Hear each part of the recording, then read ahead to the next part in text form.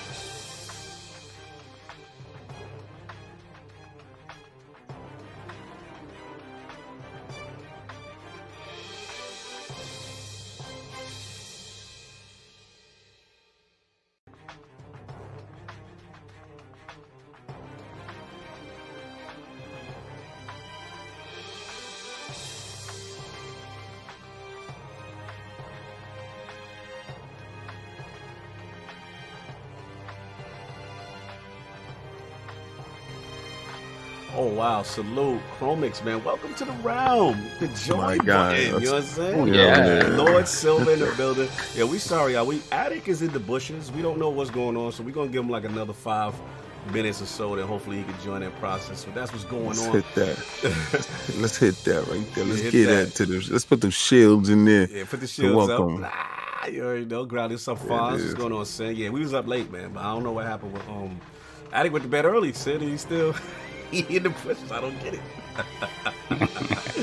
So we will wait. We'll give the Lord a few. Yeah, XCOM folded at facts. You're right. He was playing that XCOM. That's what it was.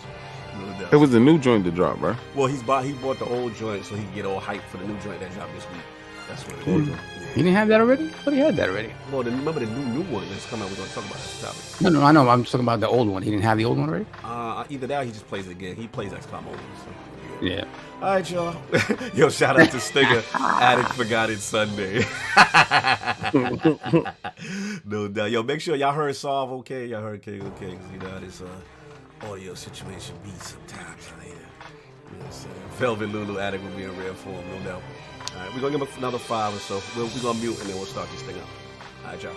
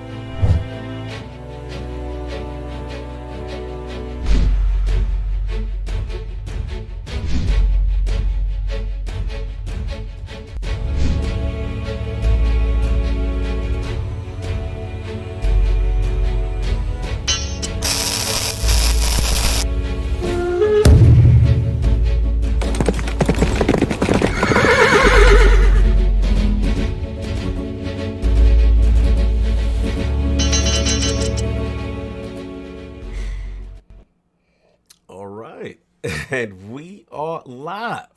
Welcome to the Iron Lords Podcast and the lordsofgaming.net.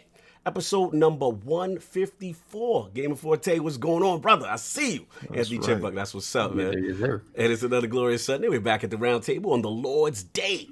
And today, we've got PS5 console availability, Switch 2.0 rumors, is XboxLockhart imminent, and the return of turn-based strategy games to discuss. So we gonna get right into it. So let's introduce well, we ain't got 4 horsemen right now. I don't know where one of our horsemen is at. We don't know. Where's Addict? Addict is missing. Oh, shout out to Smitty Smith, man. Let's put it up for Smitty Smith. $5 super chat. Salute Iron Lords in the chat. The Book of X. Salute. What's going on? Lansville, Paul, Anthony Chipmunk, Cat Daddy, Fat Stacks, and the Fonz. Lethal Migraine in there. Popping bars. You already know. Salute, y'all. That's what's up. But yeah, man, so we a horseman down. Hopefully Attic can find his way to the show. We know he was on last week. But and of course we have our most technical gaming lord, the solo gamer who lives for the single player selfish experience, and also the Sostradamus, Mr. Offline Profile Illuminati and Lord Patron of the Iron Bank, my man, Lord Sovereign. How we doing, sir? I'm doing good. Fantastic. Feeling back to 100%. That's good. what I'm talking Health, about. brother. Health is wealth. Let's go. That sour soap. Let's get to it, baby. That sour soap flushed his insides out. Got him right, baby. Yo, let's go to 1 second song. Oh, man. Shout out to put up the crest right now for JD Game with the $10 super chat. Super chat works. Support the Lords and hit that like button. Yo, much love, brother. You already know that's my man, JD. What's going on? But sorry, man, feeling better. You know what I'm saying? And what's been going on with you otherwise, man? Just chilling, man. Chilling. I go back to work tomorrow. So after 19 days of being a couch potato, I have to go back. So you needed a break, though. You needed a break. I needed that break. With the work, facts. You needed a break. So I definitely did. So so what have I been playing? So I played a little bit more Final Fantasy, but I got sidetracked. What you got sidetracked, bud? Because I said, I can't have to. I looked at my Xbox. I'm like, the Xbox ain't getting burned right now. This is not a normal thing. Yeah, so it's kind of weird for me too. Yeah, I gotta turn the Xbox on. I turned it on. And AC Odyssey grabbed me yet again. Like that's a game I'm gonna be playing for like a decade, dude. You're an Assassin's Creed guy. Like that's you. I am. Yeah, that's you. And the thing about it is that it never ends. It's too much. I'll never say that a game has too much content, but this game had too much content. Yeah, that game is nuts. It is absolutely bonkers. So what I decided to do, I said, look, I reached level 52, right? So I'm essentially at this point, it becomes a Wonder Woman game. He's a god. It's He's straight a god up right now. Yeah, no, I'm rocking with Cassandra. Okay. Yeah, I heard Cassandra's the voice actor. I heard she's definitely much better. So it literally is a Wonder Woman game. My chauvinist inside of me allows me to play with Hold on. Graphic God asked the question, so he said it's an amazing game, but we got to debut that new. Is it the GOAT? Oh man. No. Is it the GOAT? No, is it the GOAT stealth game solve? Assassin's Creed? No, not the GOAT. Because you're so powerful, you don't even want to play stealthy. Like you just want to rip through everything. So it is the GOAT Assassin's Creed game, I will say. No, you know why I say it's not. And this is the reason why, because I think Origins is a better game above that one, because and this is the only reason why I say that. Origins gave you just the right mix. This joint is like a buffet. It's a never-ending buffet. It is literally never-ending.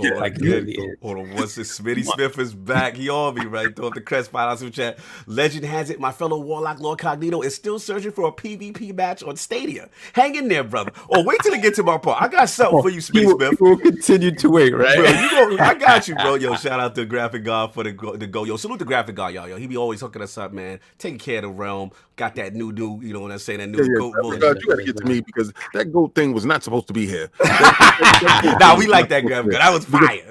On God and them. On God and them. Yeah, on God and them. We're going to do some other things, too. You know what I'm saying? But Stitch, I see you. And he said, are you done with the Stitch? We didn't even start the show. And he already asking if we done with the time. Continue, Sam. Sorry, continue. So that's it. I just decided now to finally try to beeline the story, but even that doesn't matter. Like you beeline the story, that's still like 80 hours worth of story in there. So whatever, I'll finish it in 10 years. It's absolutely literally. I just stopped playing. Literally. But it is the good thing about it is like literally I can stop playing for 2 months, come back, and in 15 minutes I'm back in the flow. Yeah, well, you know what I like? Okay. My thing got to the point when I was hunting those little red horn dudes. Like I was just hunting them. And this is the thing about it, right? There is no end to that. They keep coming. So there you get an achievement for reaching level 50, which makes you the top mercenary, right? Okay. But then once that happens, a new tier of mercenary opens up as an S1 level, S2 level. I'm like, no they got the way. S1s, they got the P's, the S1Ws. They got the S1W. And the thing about it is like I have the difficulty slider at medium, which means that all of the content, the lowest below your level it can be is 2 levels. So you're always challenged, right? You'll have people at your level, above your level, a little bit below, but you're never blowing anybody out of the water. So the thing is, they come and attack you at the most inopportune times. Like when you're trying to infiltrate a fort and whatever and get all the stuff you need in a fort or whatever, literally 2 or 3 of them will attack you at a time. Wow. In addition, but the thing is, at this point, I could handle them. Like I'm doing moves where I'm blowing them out of the water, like and doing these magical moves. It is literally a Wonder Woman game without the lasso. Yo, salute Smitty Smith is back again. Throw the crest up, $2 super chat. Can we get a on God in them shirt or emote? Graphic Guard, the people want it. King has been waiting. Listen, me and Graphic Guard is gonna cook it up. You're gonna see on God in them for real. They're definitely coming out. I want to see the actual emoji for that. How that looks. How that's gonna look is gonna be crazy. Yo, Stitch is talking to you. He said he got to say that Warzone, that drug is delicious. He said he out of control. He said he made it to this 1%. Switches in the bushes. Okay, thank you. We heard you, Christopher Hart. What's going on? You know what I'm saying? So let me ask you this. So basically, you went back in there. You were able to pick. See, my thing is like I'm not able to.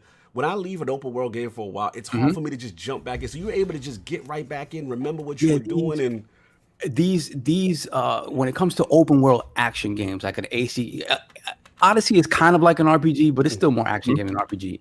Same thing with Red Dead. I can leave Red Dead behind for a month, come back, and in 15, 20 minutes, I'm back in. Leave Red Dead behind forever. Yeah, I know. Ain't nobody asked you that. Hold on, ladies. We got to throw fresh out of the bushes. I see Lord Addict has arrived. Is that Lord Addict? I don't know what you're talking here the whole time. Like, you're telling me you 1:15 start time, fresh out of the bushes. I've been here the whole time, man. I saw the intro and everything. Like, what are you talking about? You saw the intro from the shower. He was from the shower. That boy was asleep. Yo, Sid is killing you. He was like, he was up late last night. It is what it is. I was. No, what happened is like I kept checking my phone. It's like 11:30. It's all right. I got like 40 minutes to an hour left. And then when I just woke up and I looked, I was like, my phone's dead because I have an alarm on it. Yeah, because your Drake went straight to voicemail. I was hit. I was like, why is Drake going straight to voicemail? What's going on here? So it's a long night and all that XCOM last night, huh? Yeah, it was there you go. After I did the last thing, I was like, I looked, it was like 4:30. I was like, I gotta go to bed, man. No doubt. So you missed your intro. I just gotta ask you, as far as it's been XCOM. That's all you've been playing, sir? Yeah, that's all. No doubt. So you're getting ready for this week. What is it? Chimera coming out. Mm-hmm. You know what I'm saying? And GearsTactics. Oh, Sting is killing you. Original Next Level. He said, Lord Addict, you know what had happened was. Like I said, man, I've been here the whole time. Yeah, we know.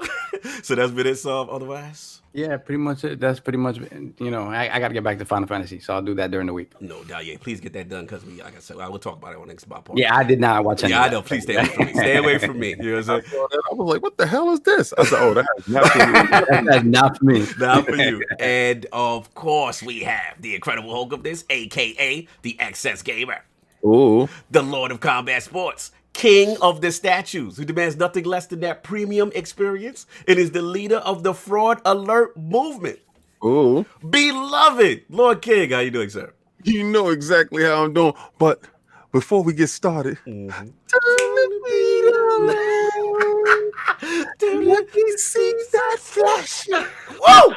flashes fire.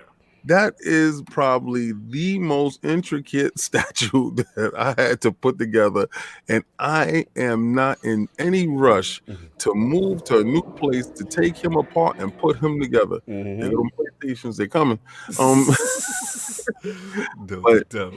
I absolutely love the journey that the statue put me on. Yeah. And this week coming up, I got a statue that I was hunting since my first Incredible Hulk statue. And to me, this is that the reason you was arguing with people about the Hulk already? Yo, you was going in. What it was is you had Juggernaut dudes, and the Juggernaut is actually, you know, stronger than the Hulk or can beat the Hulk.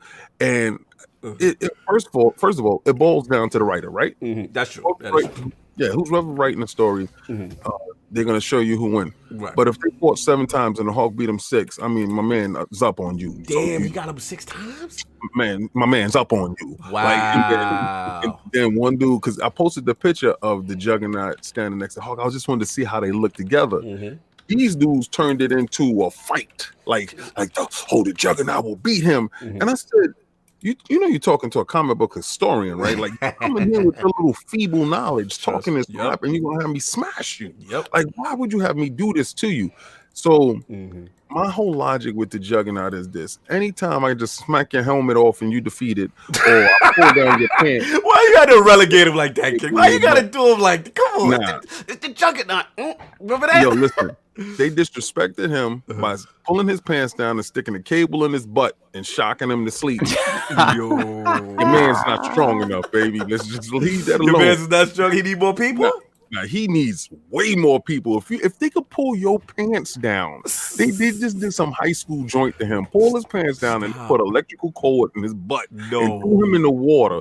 Deadpool too. Nah, man. Wow. And who slapped his helmet off though? Who slapped that off? Oh well, you know, all the X-Men do it. They do it all the X-Men do it. Everybody is taking a turn at popping his top. Oh so my God. I like the Juggernaut. Yeah. But when you're talking about my man's in there, just respect. My man was so strong that when he walked, he was cracking the tectonic plates on the earth. So I really need you to fall back and know who you were addressing when you were addressing the man. That's all. That's all. Some strong Hulk talk right now. I respect that. What's been going on? What you been playing, sir? Journey to the Savage Planet. Shout out to my man Phil Damas Maximus Spencer, sir. Definitely. Once I saw that game, when I saw it on the Summer Jam screen. And then I was waiting for that game. You know, everybody's laughing. Oh, that game is something full of crap that's inside Game Pass. Well, that full of crap is fun to me, right? And my son and I are actually playing this game, and we're in a battle on who can level up faster. Then we play cooperatively. You know, it's such a fun game, and they have those zany moments. It felt like a 3DO game, like the full motion video inside. Oh, it's got full motion video like that? And the acting, because they send you to space, right? Okay. And I know the mission is fugazi, and they tell you they need you to scan stuff and categorize stuff, and you're leveling up, but you're lost on this planet, and as you go find different material and encounter different aliens, you get different power ups, like for your suit and for your guns and stuff. Right. But as you're going, you're uncovering the secret of the Savage Planet and why are you here? Like, why is this big mountain here with this castle, and it's visually pleasing. Okay. It's just a very satisfying game. I'm going to assume it's in Game Pass. Yes, sir. He got the emoji, man. I'm going to assume we wouldn't be talking about if it wasn't in Game Pass. I forget that this is the Lord of Game Pass. This is a Game Pass segment. How did I forget that? What you didn't do is ask me if it was the GOAT, though. Oh, you know but being that is an original concept opposed to something we had. I mean, I think that's the kind of candidate for the GOAT. You think it's a candidate? Oh my God. Candidate for the GOAT, because I feel that GOAT is original ideas. Oh, here go the slant. You know how when people do stuff like, it's like, hey, this is why Kobe Bryant can never be the GOAT, right? Oh, I feel you. Right. I know you're Michael Jordan was there first. Right. No Jordan, no Kobe. So you had the template to look Yes. at, to take You the style, mimicked and then his I moves. get you. I get you. Yeah, you get them styles, son. They flip it off Nas. You bit off Nas, son. They bit off Nas. Yeah, he's stupid. Yo, we throw the crest up. Mariano Pompa, $5 super chat. It's the Lord's Day, a good day. Thanks the Lord for keeping me entertained and informed while at work. Hit the like button, everyone. Salute. Stay safe. You already know. Yo, no, that's right. Philly Eagle, no Dr. J, no Magic Jordan. Yeah, that's kind of true though. No, Dr. J influenced a lot of people. No Jordan. But okay, do me a favor, right? You look at Dr. J, right? Does his style really look like Jordan? I feel that. But yeah, I feel that Kobe is. No disrespect, God bless you. Know what I'm saying? But I just say that it's more of a replication of his exact style, the fadeaway, the style, you know what I'm saying, whatever. Whereas Dr. J was kind of he used to do the the dunking and from the dotted and all that, but he wasn't wavy like Jordan was wavy, like, you know what I'm saying. It's hard to describe, but I get where you're going. I get where you're going. But Philly Eagle does have a good point. It's always somebody in front of us to show us the way. But when you start to pattern your style off of somebody else's style, it's very hard to consider you the GOAT. Like, I would even consider LeBron the GOAT. You're getting a lot of GOAT emojis right now. You gotta get that GOAT up. I would consider LeBron the GOAT over, because his style is okay. He got his own style. As much as I disagree with you on this, I gotta give you that. Like, he got his own thing. Yeah, he don't look visually pleasing like playing the ball. Like, he looked like a big boy. Like freight train. But Athletic can do it all. Yeah, I feel that. So that's been. Oh God, you talking about LeBron? I was assuming that super chat was about that. Speaking of super chat, throw the crest up, Addict man. Kid Smooth's in there. Get that Kid Smooth. So we got a $10 super chat from Kid Smooth. Sup Solve, Odyssey is great. I beat main story. I'm level 859, over 86 hours in, still 30 hours of expansion story to do. I agree with King. Origins is the GOAT. Yeah, I told you there's something around there. Bailey seems more human, Egyptian. I like Bayek. Local than Greece. Well, check this out, Smooth. I'm at level 52, and I have 150 hours in the game. Oh my God. that I still haven't beat that game, but that literally might be the best open adventure game that's ever been made. That's big from you. That's one of the very few games that can give games like Skyrim a run for its money. Never ending. You already know. So that has been it, sir. Okay. Yeah, that's it. No doubt. And of course, we have the gaming ninja himself, the Shinobi, LordCognito, spreading the realness in the realm of the ILP, not telling you what you want to hear, but what you need to hear. So for me, man, look, man, finally, I know lifed it. Addict knows, finally beat that Final Fantasy VII Remake, man. Fantastic, man. I have so much to say. Again, for those who beat it, please shout out to Hogue Law, shout out to BG, J Barry, Attic was there, and of course, lordsofgaming.net's own Lord Macho, aka Hector. We had a spoiler cast yesterday. I advise you guys, if you have the game and you played it, please watch that. It was really intense. We all got our theories. It's a very controversial ending, we'll say that. So please check that out, man. And of course, if you missed on Friday, the best damn Destiny podcast you've never heard, my man, LordCognito and Ibatis on The Last Word, where it was fire. We had Mr. Aries on. Salute to Mr. Aries, because he folded us last night, King. He folded. This dude is dumb nice and Crucible and all that. So the new hustle right now, because Destiny's in the bushes. Destiny on PC is in the bushes. Let's just put it out there. We're throwing up the bushes for PC Destiny. It's all the way.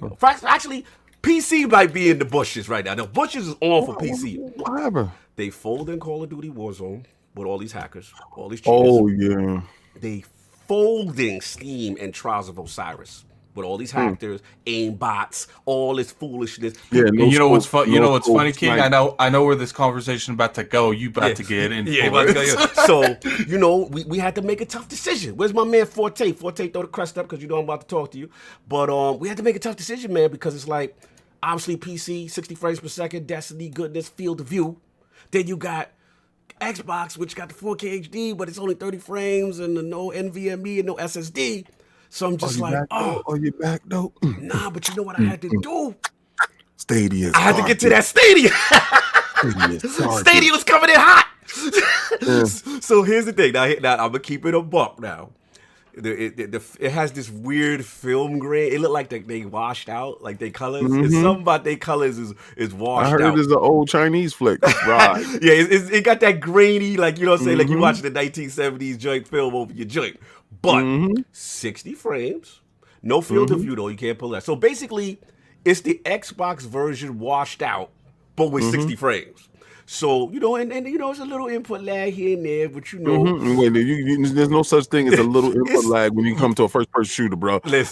Listen, when Ebontis was going at you, I got to stand up for Ebontis right now. I got to stand up. I got to pull my Ebontis for you. He said he went at you directly and told you there's no such thing as acceptable input lag. Hold on. But man, Code is in there. Should I throw the crest up for Code? Find out some chat. I keep telling y'all, PC gamers is full of cheaters. Console full bro, that's my problem. It's like I love this experience.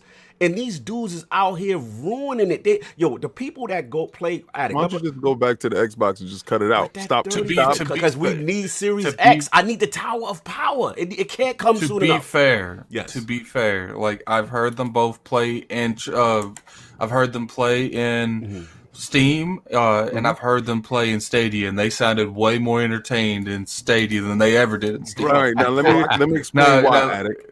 No, there's a couple different reasons why. You know what? Let's be real. Maybe all the competitions aren't on Stadia. Thank you. But they're actually winning over there. But see, the thing is, like, regardless what's going on, they're at least having a chance on Stadia because there's not so much. Don't hate on my hustle, K. Right? If we want to go, listen, you fighting Tito from up the block. Every time you go to trials, you going to the lighthouse. Remember back in the days of there was the regular court and there was the biddies in the hood. Remember the biddies? Yeah, Don't get mad at me because I'm going to the biddies and I'm shacking on them. Listen, I got to get to the lighthouse, man. I'm telling y'all right now, if you try to get to the lighthouse, get on Stadia. Is loopy over there, baby. Oh, it's nice. Yeah. So I was doing that joint, you know what I'm saying? Me, Forte, Sinisters in the building, you know what I'm saying? We was lit. We was getting 5-win, 6-win cards. We was never getting that on PC because dudes are cheating in round one. It is pretty bad on PC. Like, I was playing a couple, and, you know, I think people cheat on PC more than people think. It's just some people are very discreet about it and you don't know. It's so bad. They have a stat right now with the amount of people that go flawless to the amount of people, like people got 99% headshot accuracies. People got KDs in the 10. How is the anti-cheat not catching this? You know what I'm saying? Like, it's so real. People are saying, like, they running around. They got no fear, kid. They doing interviews with people like, yeah, Bunny ain't gonna do nothing. We out here. We this, we that. And I'm like, bro. He said he got people doing interviewing the hackers. Shout out to Say No to Rage and Lono and them dudes, Righty. They out there. He got the camera in his face. He said, yes, man. Let me tell you something, man. It's like a WWF promo. Oh, they running loose. I can't take it, man. And Bungie cannot stop us. Yo, it's so bad. You can't even get one win. You feel like you trash. And it's not like, what you gonna do? Yo, you know where I don't have that problem at? You know where everything is police, nice, safe. You know where it's a fair playground. You know, bring yourself back over to that. No, listen, I'm coming home. That's a fact.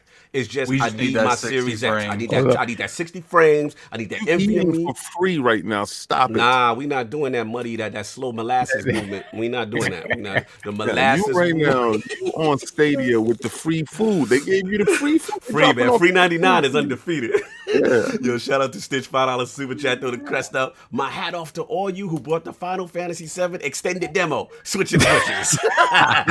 That's my guy. Salute Stitch for the slander. You already Stitch, I ain't feeling that. Yeah, we have Cedric H to the $5 super chat.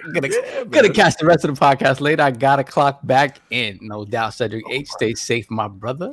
And then of course we have the grounded gamer with the $5 super chat. We console gamers have been saying it for years. You can't play competitive games on PC without running into these dudes. PC gamers are cheaters. Yeah. He's right. You know how bad it is too, Attic? Saab, it's so bad. The Xbox community is telling Activision to disable crossplay. get them out of that joint. Because I heard Yeah, on the shut it Xbox, it's a down. little harder to get them out of there. You know what I'm saying? So, because I guess it's a little bit more integrated. They're going to have to do this, man. Yo, super chat. Get somebody get Smitty. Somebody get Smitty Smith with the $5 super chat. Somebody on Destiny that was cheating on PC had a kill death ratio of 1800. 200. That's my point, Smitty Smith, right? Smitty Smith, he on to something. Insane. Listen, as somebody who tried to play Counter-Strike back in the day on Go PC, for it. oh God, and that's a community where it's like there's so many professional players that like they go out of the way to try to police it as much as possible. But early on, before that sort of that esport aspect of it really got big, bro. Yeah. I just don't get people's mindset with that. Like, yeah, what do you get out of it? It's like you're never going to be good. Like, you're always going to be the person that needs some kind of app to be good. Like, I guess people just, it's trolling. It's like people want to troll more than anything. Yeah, I mean, what it is, especially something like Trials of Osiris, when you have that exclusive stuff, Lighthouse, it's a money-making thing, too. People like, yo, I can carry you to the Lighthouse. You pay me this bread. You know what I'm saying? Dudes is doing that. It's disproportionate. Oh, shout out to Wilhelm Scream in the chat. Bro, Stadia gang, man. I need you. You got it. It's free 99, bro. Me and Forte and Sin. You already know what it is. They can't cheat over there. It's a closed environment. It's lit. So Scream, get that free 99, bro. Everyone, hold up. Every time LordCognito says free 99, I want one of the logos in the chat because he's gonna say that at least 5-6 more times. Yo, Fonz, don't be hating on my Stadia. You pocket watching on my Stadia, Fonz. I see you. It's free 99. Ain't no excuse for you not to try it, and it's free. That's all I'm saying. I know I only got 3 friends, but it's cool. I'm gonna get more. We'll help Scream. What's up, Stadia gang? I saw it, and it popped up on my joint. It was like, you can join Stadia for free right now. I was like, I looked at it, but then you know what it is? My worry is that once you sign up, then to unsubscribe is hell. No. Bro, listen to what, man, we put you on with the million. Let me put you on the millions. There's millions of people doing right now, right? This is what you do. You sign up for the free 99 at Stadia.com. You go to the free 99, right? They give you the pro version with all their games. You accept this. I want this. I want that. I want all your games. Thank you. Then you go right into the account and cancel it, and your credit card is not charged. But you still get the 2 months, though. You get the 2 months off rip. That's what I'm trying to tell you. 2 months. Let's so we got to listen for this crap for 2 months. This is all I'm talking about, because when you can no longer eat at that food source, I want this over with. Shout out to he said, I thought the load times was great. Now, I gotta be honest, you might be on to something with the load time, certain matches, you know what I'm saying? Take a little minute. You might go to the food, you know what I'm saying? I thought Stadia didn't have load times. No. As far he talk about, you know how you try to wait to get a match? Oh, because there ain't nobody there. Yeah. We got that. Okay. No, we already established that. It's 2 people up the block. Yeah, so that's pretty much it, man. I've done my Stadia pitch. Shout out to Sting and said I'm out here selling it in the television to Miko. That's true. I'm out here pushing. But yeah, man, that's what it is. Systems. You like to do that a lot. That's been pretty much it for me, just doing that, rocking and rolling. But we got to get this poll popping, you know what I'm saying? So last week poll results, damn, Smitty Smith again. I got to get him, though. $5 super chat. You know it's bad when people don't want your free stuff. Stadia, damn. Yeah, he might be on it so with that. I ain't gonna lie. Remember when the Division came out for $2 and people was like, it could be free, I'm not buying it. Fonz, you can access it, got the cross play. Stop spreading that misinformation, Fonz. You pocket watching. Man, look how extra he's being over this. Yeah, Fonz, man, because you know what he used to call. No, I'm talking to you. Oh, okay, that's true. It's fun. It's fun. I'm just saying. I like it. Yeah, you winning now. I'm winning. I'm going to the Lighthouse. I'm lit. Does it matter? If it's okay. Cognito, it's okay because I'm gonna do that after the show. We go. Listen, it's got to win the game. We go to the Lighthouse up in these streets. But then it's about winning the game. That one game that they got that is not on nothing else. Oh, they little kid game. They got the little kid game for you. And what's funny is I bet you none of them have touched that game. I ain't touched that game, no. But I downloaded it as part of my package. It's part of my Stadia Pro. That's the only reason to go over there, to try something that you can't try anyplace else. Yeah, I feel that. So are you Now, trying to tell me he going over there? He going over there for the lighthouse, fam. He don't care about nothing else. Scream, mad people going flawless over there, son. Aries that we had on the show, he fought us on Stadia last night. Dudes going flawless. And destroyed They destroyed us. They destroyed us, no doubt. Salute to them the dude that you had on the show. Yeah, he was out here. He was supposed to be carrying up. Yo, it was crazy. Before the match, we on our 5th win. We like 2 more. We about to go to the lighthouse. I see some message pop up. Good luck, fellas. What? He said, watch your back. Who's this? Wow. Who's talking to me? And I'm like, oh, it's Aries. Oh, no. And he had his goons with him. I'm like, oh. And they had their lighthouse emblems, they trials, they Egyptian pharaoh. I'm like, oh, this going to be a long night. You know what it was. Big boys rolled up on y'all playing the Stadia playgrounds. Yeah. It was so bad. It was so bad. Sinister was like, man, you already had it, because they already had their wins. Yeah. We was like, why are you still here? You already got to the lighthouse. Like, get off the children's playground and let us rock. I can't. He's Phil LeBron and them get them all stars off the court. Facts, man. So you already know. Last week, poll results are in, and the people have spoken to the question. With the recent release of Final Fantasy VII Remake receiving mostly positive initial reviews, do you think Part 1 of a remake should be eligible for Game of the Year awards? The winner of a fairly competitive 3-way ILP poll at 41% was yes! Final Fantasy VII is a high-quality adaptation and not just a remastered group. Don't you love how he act like he didn't know the results before he read that? Mind-boggling. like somebody put a blind ballot in front of him. Unbelievable. Coming in at second place. It's unbelievable, this guy. At 35% was no. It's only a subset of an incomplete game.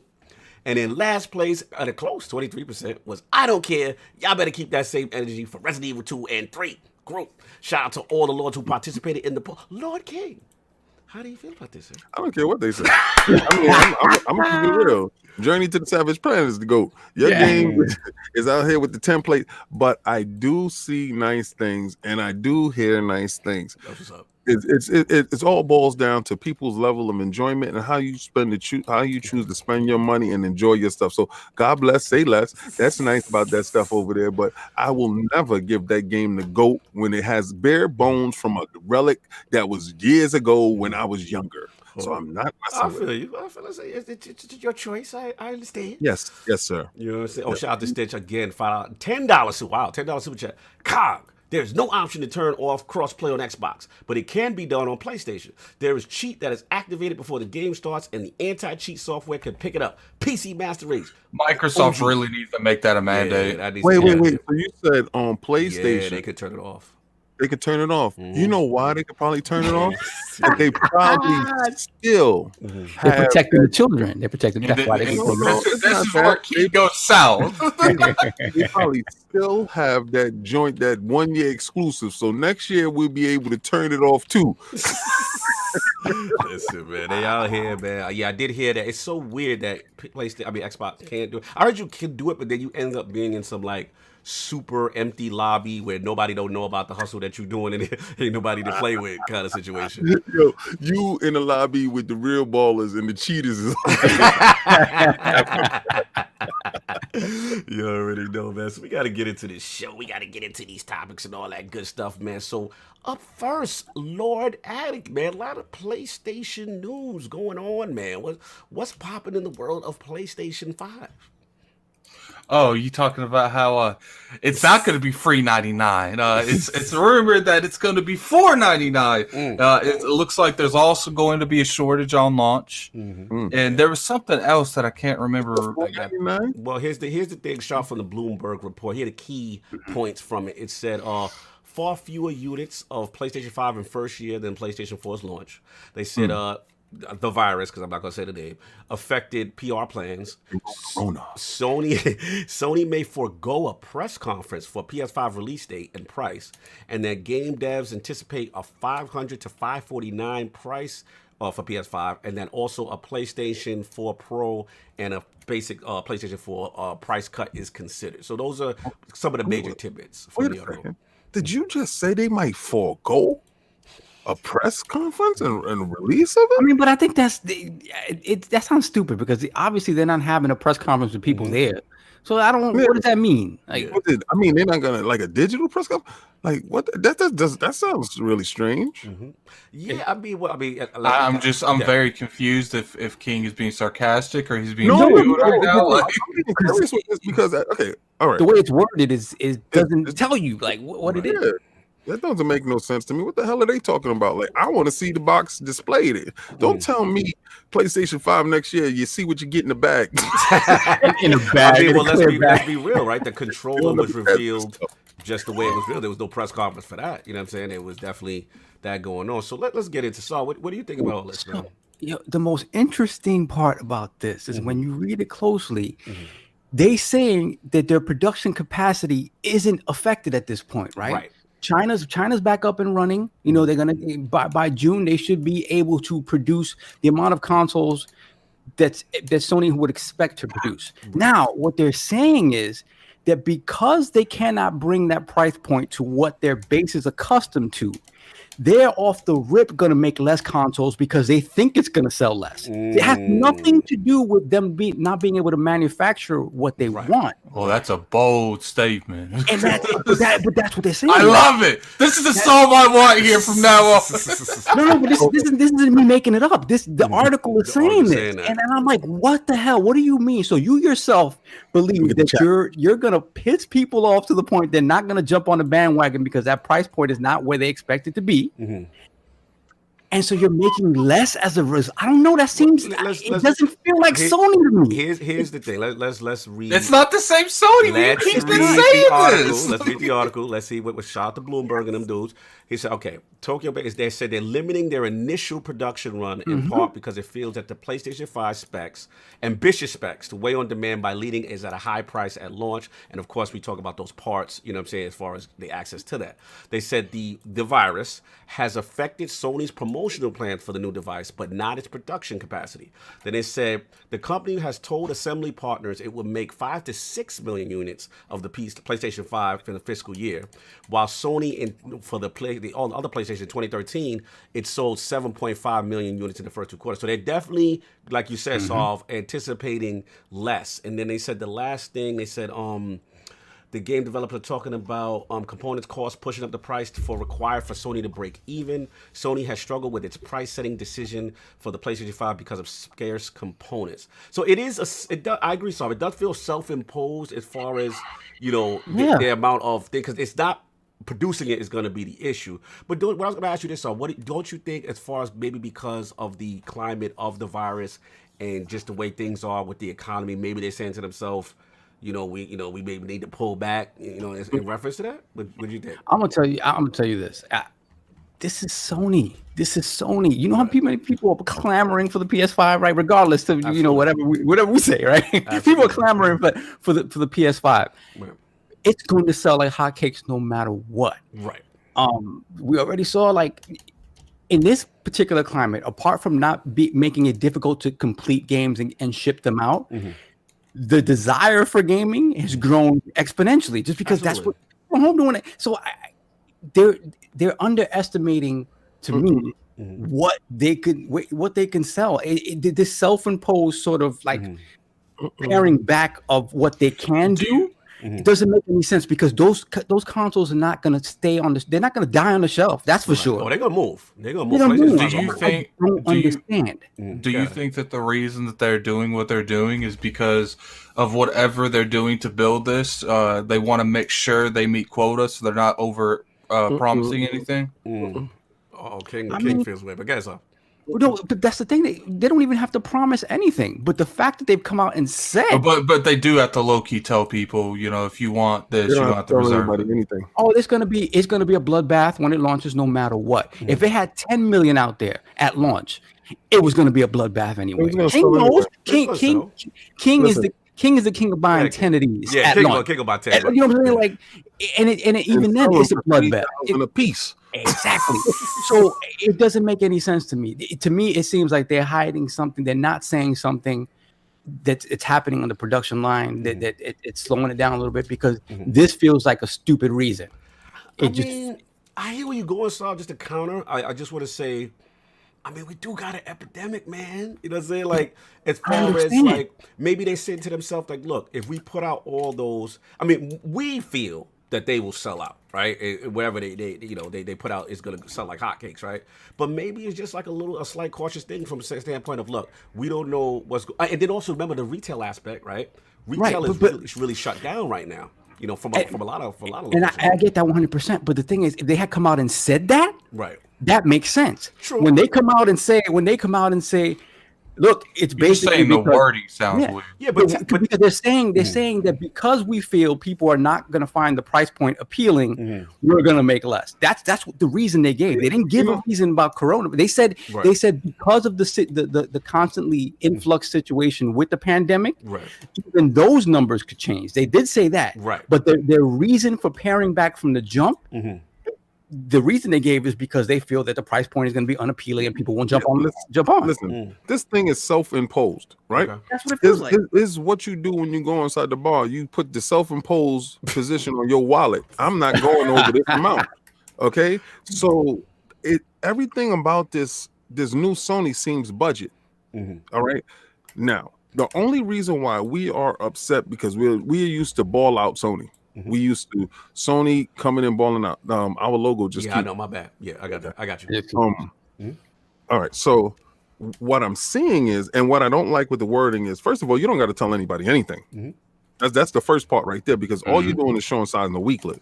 All right. So you don't need to show signs of weakness talking about, okay, well, the price will be from this range to this range, and we're not comfortable. Stop lying. You're a company. You want to take as much as you can take. Right. So don't give me that. Don't give me the price is too high for our consumer. That's a lie, because you're the same company that came out and said $5.99, $6.99 on these jump offs, and I know it went wrong for them. Right, and it went wrong. And let's be real, we and you both agree, King. We know Xbox bungled the Xbox One launch, right? But all of us on the round table agreed that it really did come down to prices. One is $400 and a better, powerful system, and the other one is $500 and less powerful that comes with a camera.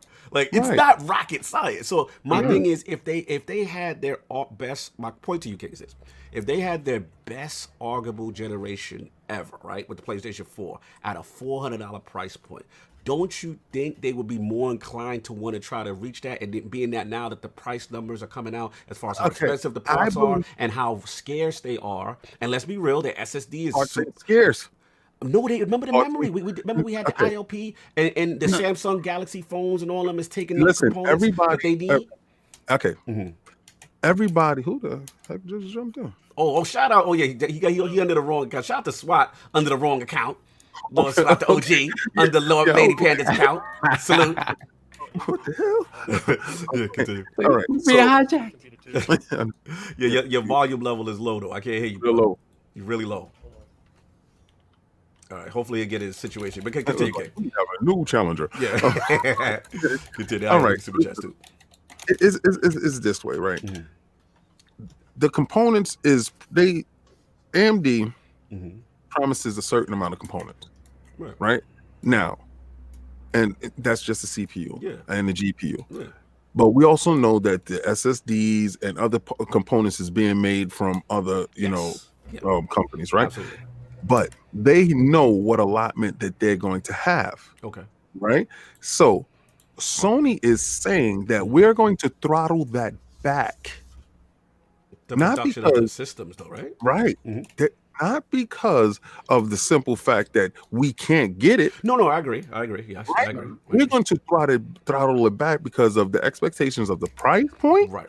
And we don't know the climate that we're going to. Yes. First, let me tell you one thing about this pandemic, right? There's a lot of people out of work right now because they can't go to work. Right. But when they're able to go back to work, all right, those jobs will be available. Now, some jobs won't be. Some jobs will be new jobs, and the economy will start to kick in a little bit later. But what I'm saying is you can't forecast your business model on something that you don't know exactly what's going to happen going ahead.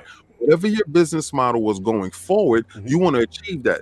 Those first 3 months, you want to sell as maximum as possible, because your competitor that's going to be launching in the same market as you is going to be trying to get as much eyes as possible. So when you're saying this thing, I don't really understand the mentality in saying that we're going to purposely produce less to form a fake shortage that should not be there. You know, this is like if Nintendo told you their strategy. This is literally because that's what's gonna happen. That's what's gonna happen. There's gonna be a shortage for no reason. But don't you think that creates like that demand? I won't say the fake demand or whatever. If that's the case, does that create animosity? Because especially when you come out and say it, I mean, have we confirmed? Like the vibe I got, again, I didn't get every detail, Saul, but you educate me on this. The vibe I got was this was investigative reporting to find out like that. They didn't come out and say, yo, this is what we're doing. This is what certain snitches are saying that they got inside that people are telling the business to Bloomberg. That's the vibe I got. Unless it's something y'all telling me something else. But it's Bloomberg. It's not, you know, it's not gamecrazy.com. It's Bloomberg. This is not 4chan. Yeah. We're talking about the reputable Bloomberg, sir.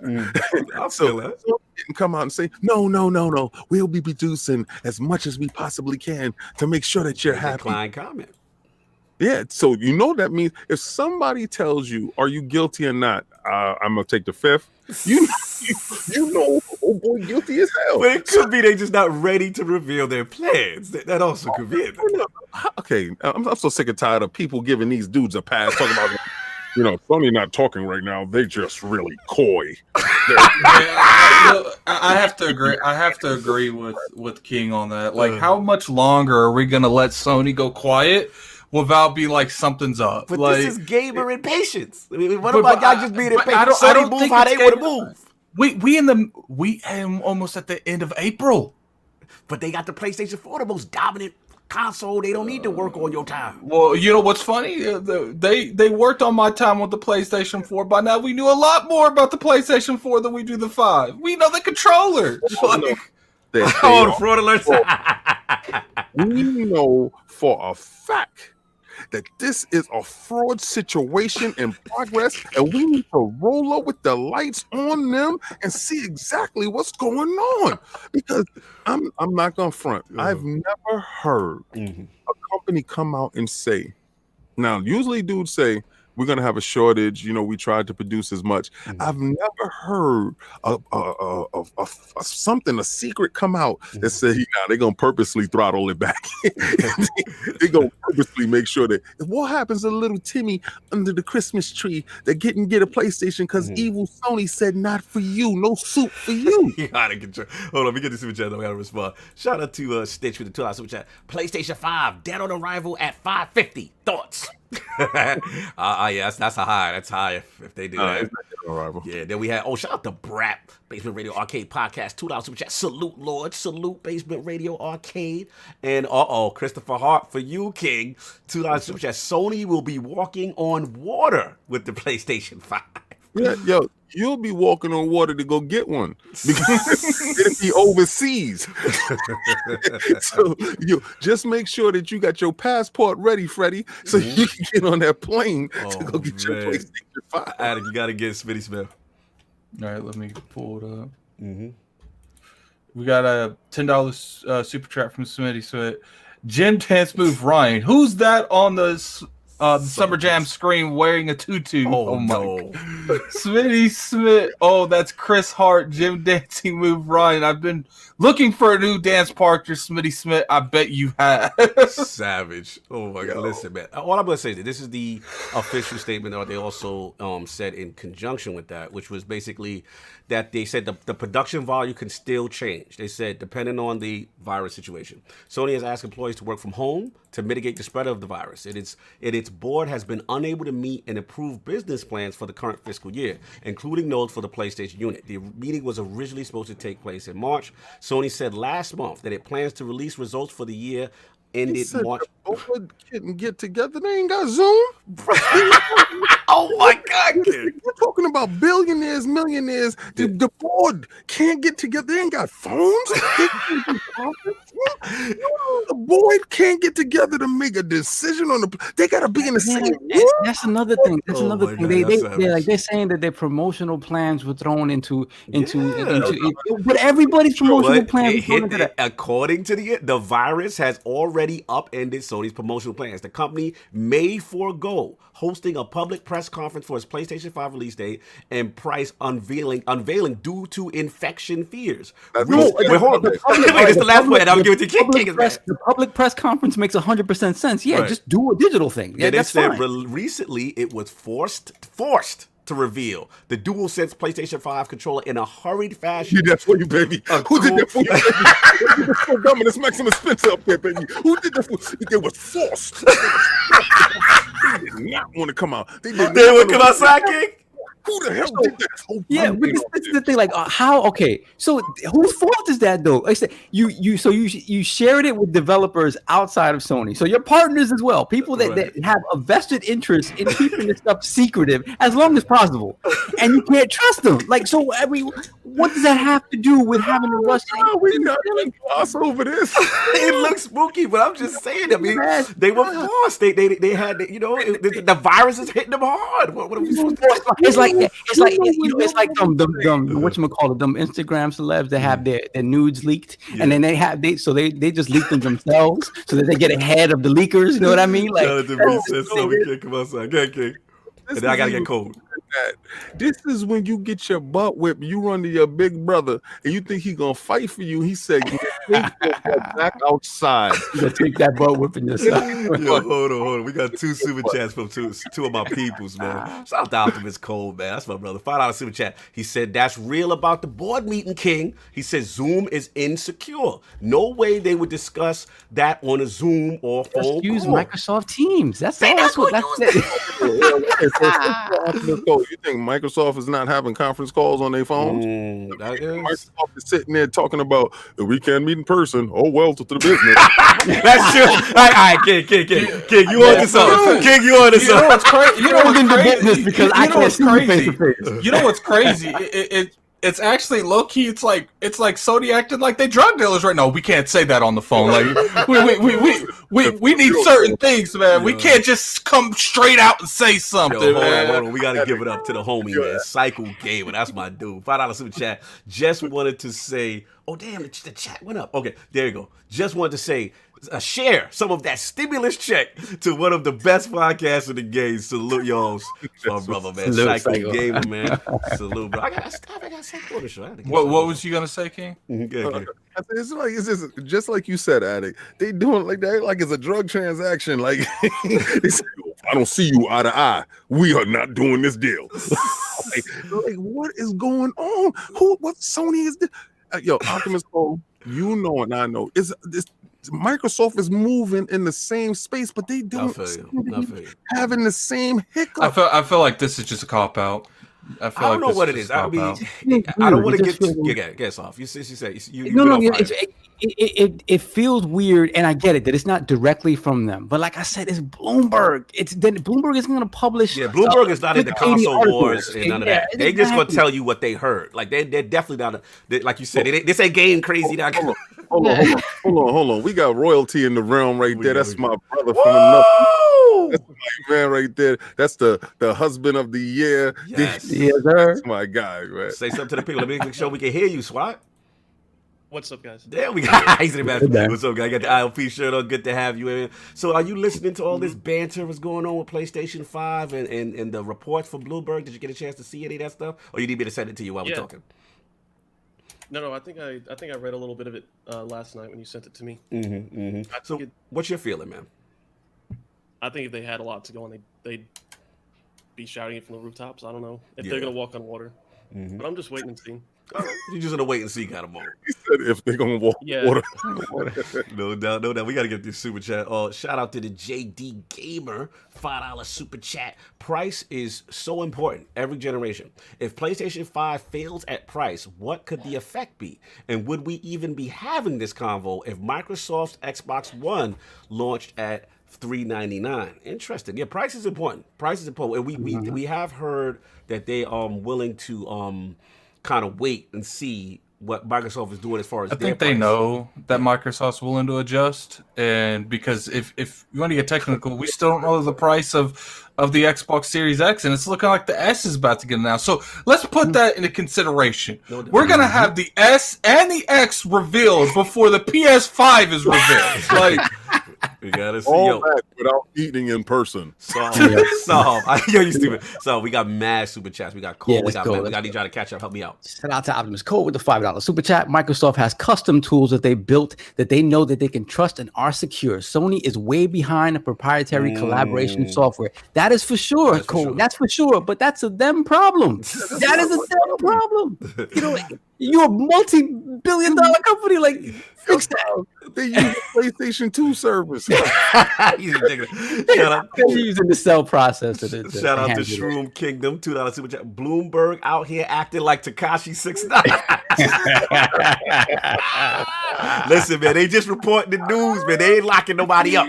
They just reporting the news, man. Yo, y'all got to get these super chats. Shout out to Mariano Pompo with the $3 super chat. Sony should use their PS5 controller to talk #safe. You disrespectful. You disrespectful. How you going to set the microphone in the controller and say they got to use that for the conference call? You disrespectful, Mariano. we got a $10 super chat from Philly Eagle. No disrespect intended to anyone, but they are wording it that that the way, because they know they are stupid people who would believe it. If they said the sky isn't blue, just more bullish for fanboys. Oh, yeah, I feel you. Damn, we still got more. Wow.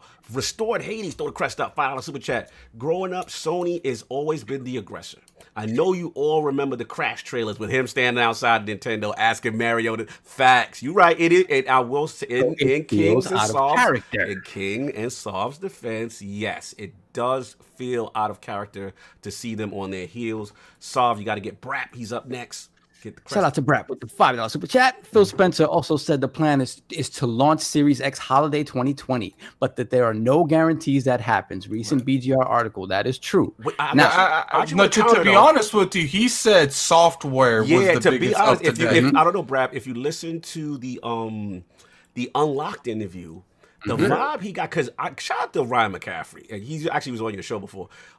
He challenged Phil in a way I never seen. He was like, look, if it come down to the hardware and Halo Infinite, you know what I'm saying? And Phil he said was like, look, the manufacturing stuff is coming up online. We don't anticipate anything. Now, he did say with Halo Infinite, like he kind of alluded that, look, if it's not ready, we're not going to force out a game. But the vibe is the hardware is coming. You know what I'm saying? At least that's the impression he gave. Let me just also say this. He knows that he has that Cyberpunk 2077 in his pocket.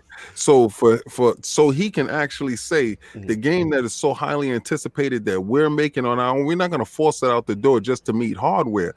And that would, if he ever did that and that game flops, this is where his legacy is on. This is his launch. Right, this is his launch. We know that. So when you say that, they said they might not. No, Brap, we ain't gonna let you roll with that. Oh my God, today, man, you not gonna. Oh my God, why you gotta get the fraud? Why Brap gotta get the fraud alert? You just making a point, Brap. You know I'm on your head with this. No, I think that had alternative motives. Like we all saw the same interview. But all he said is that there's no guarantees it's gonna happen. He does agree with us.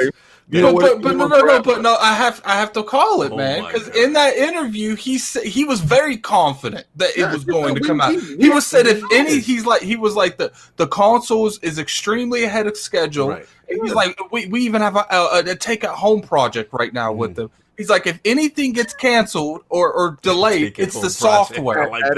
Addict. He said, didn't you just see the box in the next room?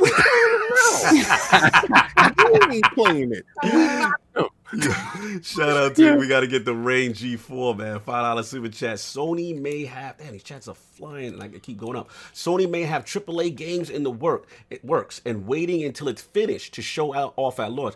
I hear you, Rain, but the only thing is the Bloomberg report doesn't really allude to that. Like it seems like it's different, man, and it's a lot of other things going on, you know, infrastructure wise, and we just got to figure what's going on, man. This is definitely. It's like I said, man. We passed April. We passed the middle of April. We still don't know anything, pretty much. Shout out to Smitty Smith. and just like the article said, they were forced to show us the controller. You got to put who did that for you. So I got you. But who did that for you? No doubt. Get the joint, King. Uncerny have another ear conference. Oh my God, y'all petty, y'all messy, y'all so messy today. All Dizzy's in the round. Here we go. Throw the crest up for the Diz. To the Sony fans, the sun will come out tomorrow. Tomorrow there'll be sun.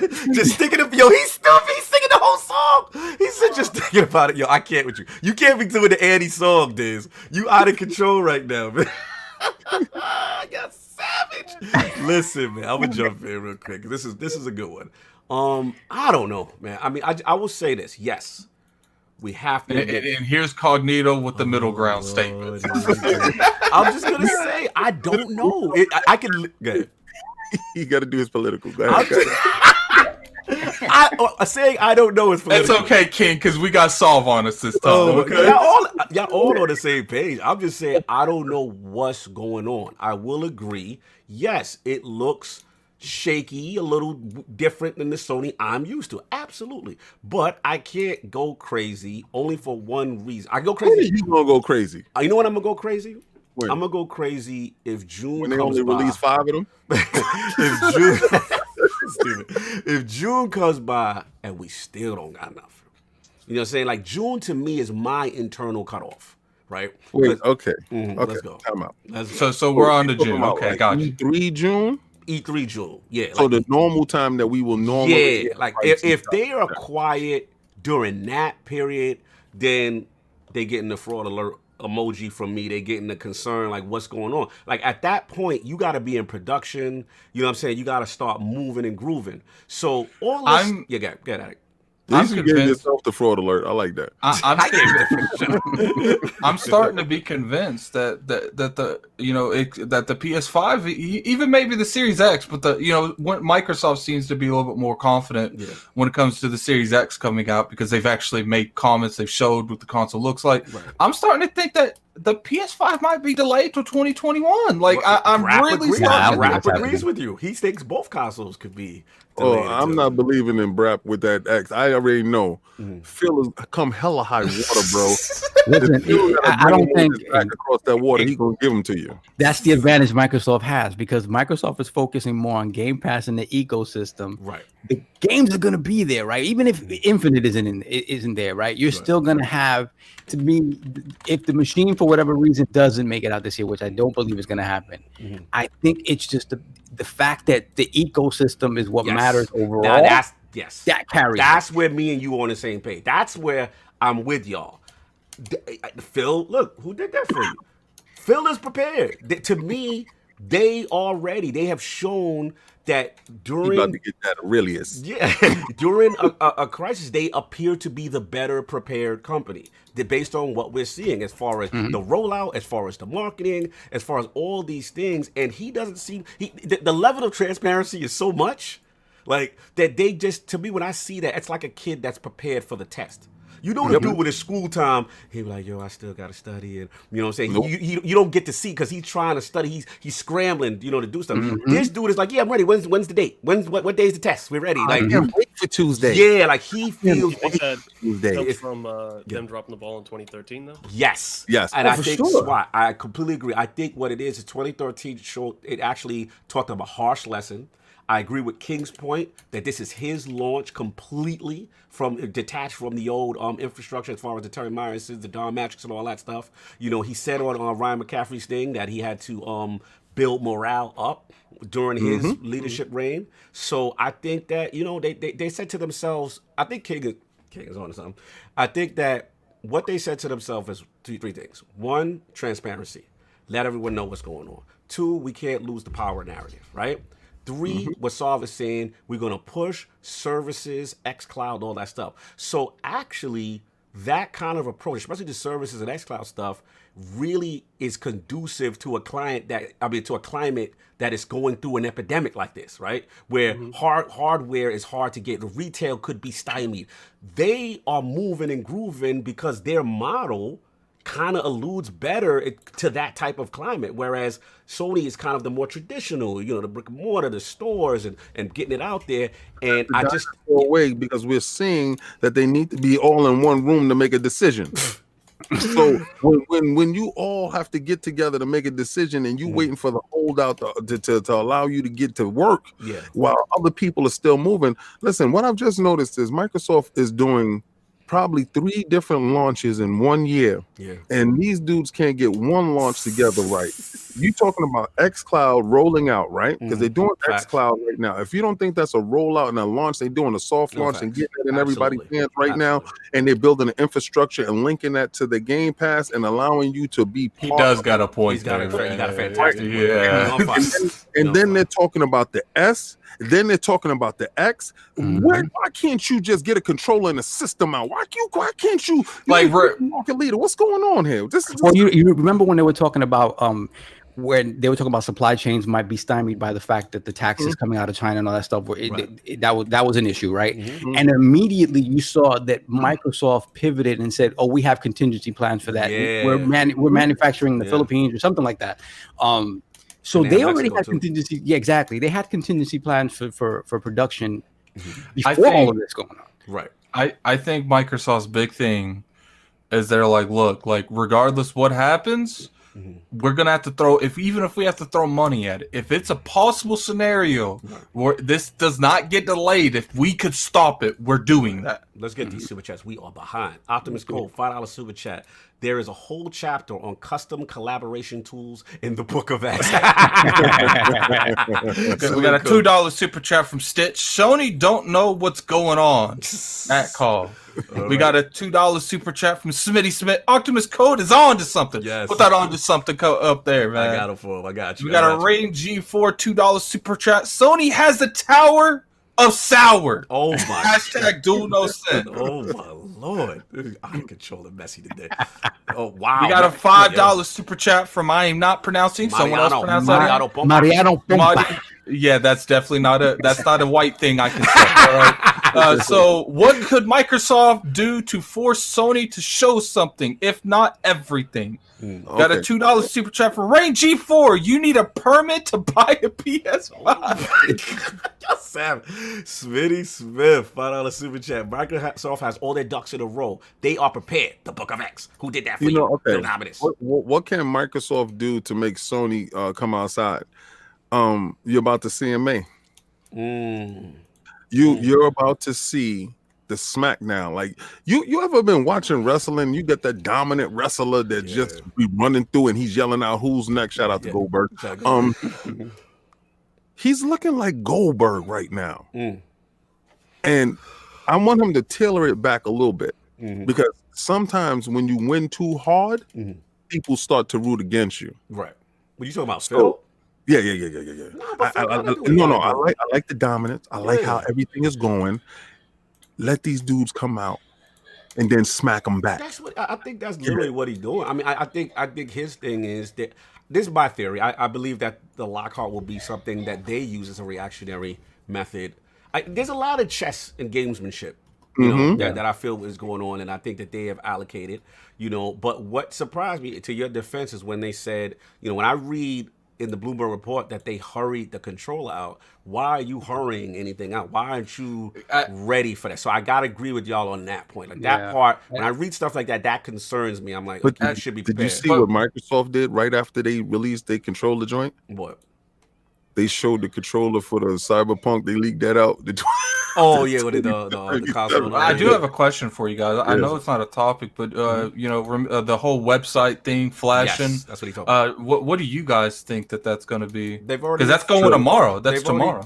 I thought they've already revealed, saying it was the Cyberpunk console thing. Wasn't that it? It's a console. You guys haven't seen it? Yeah, I saw it. The Cyberpunk console. No, it said come back. No, it said come back in 4 days. It's not been 4 days. Okay. Yeah, no, I think that's the gameplay trailer. Okay. Because remember, Microsoft has the marketing rights for the game, so Yeah. I believe it's like the gameplay trailer. Because remember, we haven't seen anything else since that stuff that you saw that I was so jelly about that you got a chance to see behind closed doors. Oh my God, it's amazing. Shout out to Cog to with the eyes on by himself in the corner.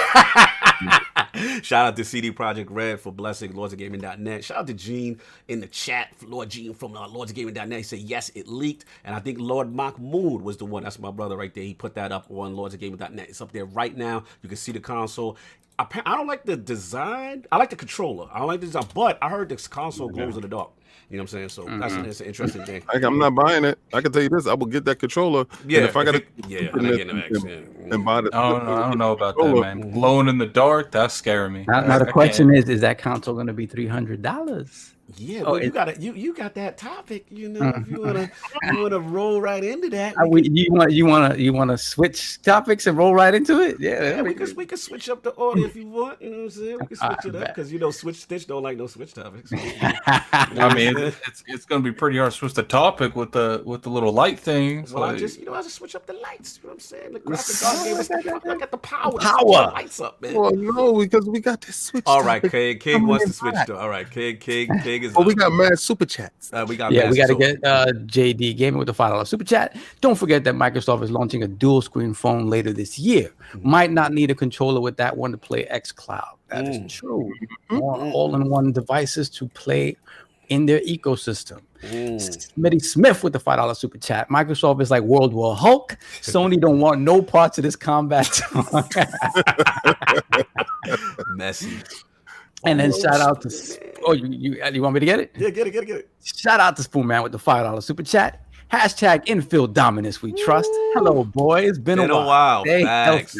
Fact. I gotta hit you with the Phil Dominance on that one, man. Spoon Man, salute, man. I haven't seen you in a minute. That's what's up, man. So all right, we'll stay on order because King has a lot to talk about. Clearly, he wants to get off on this. So yeah, man. So what's going on? We got a lot of Switch talk going on. What's going on, King? You excited? What's going on?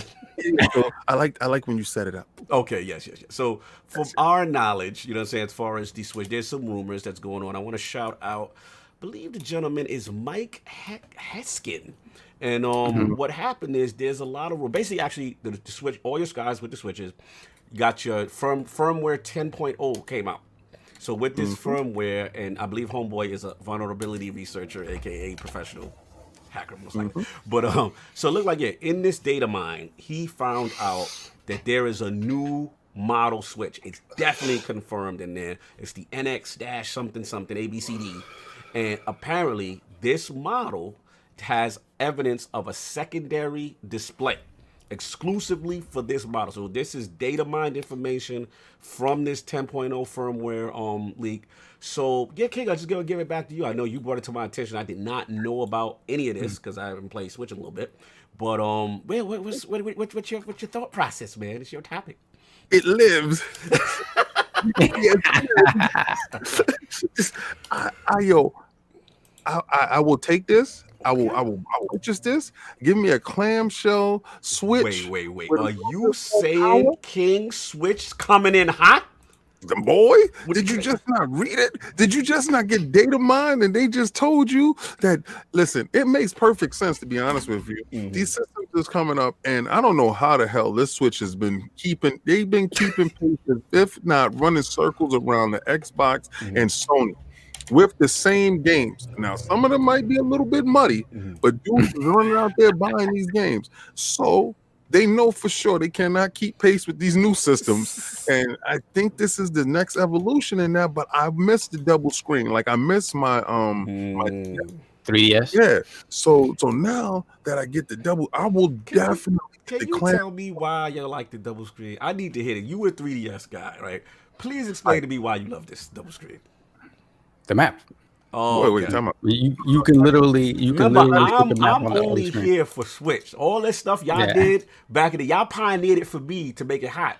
So my question is, why did y'all like that? I just want to know what's the whole appeal. I was raised on that. You don't remember the clamshell Nintendo joints, the pocket old school, game? the pocket watch. Yo! Yeah. You on this? I was raised on that. They literally grew up a little baby that fiend for that. Yeah, the little static screen and the double glare. Yeah, you're right. I remember my mother sent me to the store to go pay the phone bill, and I was going across the street, and lo and behold, I saw that the game is he shoots the smoke up in the air. Yeah.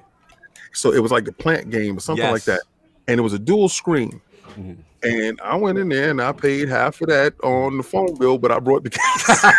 Wow. Shout out to never sending the kid to pay the bills. Yes. Oh, you king. Wow. Yes. Wow. No, listen, The phone bill ain't get paid, mama. Listen.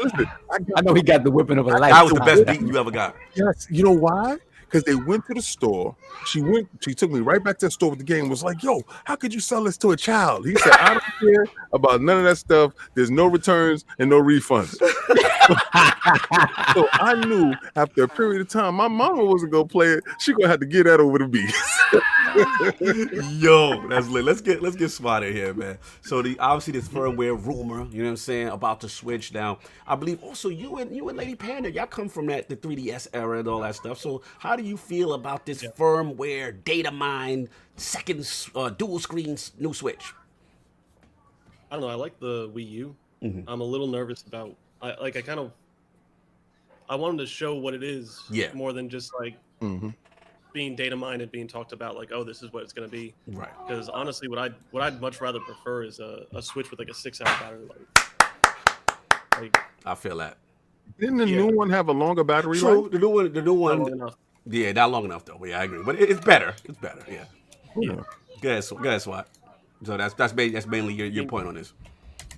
Yeah, I mean, I like on the Wii U and even on the 3DS. Like there were some games that utilized it well, but at times it felt a little gimmicky with certain games like Yokai Watch. I remember being kind of. I just didn't like how aggressive you had to scrape on the screen because I didn't want to scratch it up. So let me ask you this question, Swat. You said that you would like a longer battery life. What if, because of the dual screen, they able to put an extra battery inside, and they do give you that 6 to 8 hours of battery life with the dual screen? Probably with or without, I'll probably end up buying it because even with a lot of the newer consoles coming out, I don't really know what I want to buy because they're looking more and more like PCs now. Yeah. You already have a PC, and you already have a PC, yeah. So you're not really impressed. Well, I feel you, man. And also, I mean, with the whole Game Pass thing, I can play all the Xbox games on my PC. Yes. Who did that for you? Shout out for that. I was waiting for that. Shout out for that. Who did that? Phil Dominus Maximus Spencer, sir. Yes. He did that. Soon to be Aurelius. It is a great program. Yes, absolutely. I gotta get. And you heard that from the words of Swat. Yes, the creator. For y'all don't know, if y'all ever want to know about the crest, which we always throw up in the chats and all that, Lord Swat is the original creator. He's the base designer for the original logo, and then shout out to Nero Primero for throwing extra sauce on it. You already know, but we got to shout you out, man. So because people ask me all the time, yo, that logo. I was like, that's Swat, man. Swat was the one. King gave him the directive, and he pulled through. You know what I'm saying? No, we sat there, we broke bread, we was eating sushi. Shout out to somebody that said, King, you got to eat some sushi. And when we went to the restaurant to go eat sushi. Little quick story. Right? We went to go in Indianapolis 500. I can't help these hillbillies around here having broken jaws and stuff. Tractor trailers. So we go out to go get some sushi because we was at E3. We wanted to eat. It was me, him, and Panda. Yes. So we get in there. So we getting our sushi for the night. Whatever we eating, that sushi was really good too, by the way, right? Yeah, it was. So we ordered some sake, all three of us, right? So they brought our sake out, me and Swat sake, and it's filled to the top. They brought her sake out, and it wasn't all the way up to the top. Panda was like, "What the hell is going on? Fill up my sake." You're not playing. You're gonna give me full sake. Shout out to the unfilled sake. You know what I'm saying? Yo, throw the crest up right quick. Victor Alistair, follow the super chat. Microsoft needs to have X1 tech in their phone to compete with the Switch natively. And shout out to you guys. Should have the Dawn as a guest book of X. Salute. Yeah, salute to those guys, man. The Dawn and them guys. Yeah, I mean, if they come out with a phone like that, absolutely. Yeah, absolutely. I think Microsoft's done with phones. Yeah, maybe too. I don't know. No, they're not. No, they're not. You think they're still in it, Swat? They got one coming. They got one coming? Announced it. They announced the new Surface phone. Yeah. Really? The folding one, yeah, the dual one. It looks like a 3DS. It does look like a 3DS. It's gonna have the software of the. It's gonna have xCloud built in. It's gonna have built in, and when you get that phone, it's gonna be a one-stop shop, baby. How they gonna launch a phone, xCloud, Series X, Series get a damn console out. All the new tablet devices they're coming out with are dual screen too. Yeah, man. We gotta see. Let's get Addict on this, man. You come from that era. Are you excited about a dual screen Switch? I don't care. just give me Bravery Default, the next Zelda. I'll buy it. Like, oh, you would pick it up. I mean, if that's the only way I could play these games, yeah. Swat, turn your mic up. You low. Oh, sorry. Yes, sir. What if they released what if they ported in the Wii U Wind Waker HD? Ooh. Alec, would you buy one then? It just if I can only play it on that device, I would. Well, But if I could play it on the Switch that's on right now, then I wouldn't. I probably wouldn't buy it. Mm-hmm. All right, no doubt. And I think I still have an S, so you know. Yeah, you talking to the dude that if he ain't got her, he ain't gonna. I don't blame him.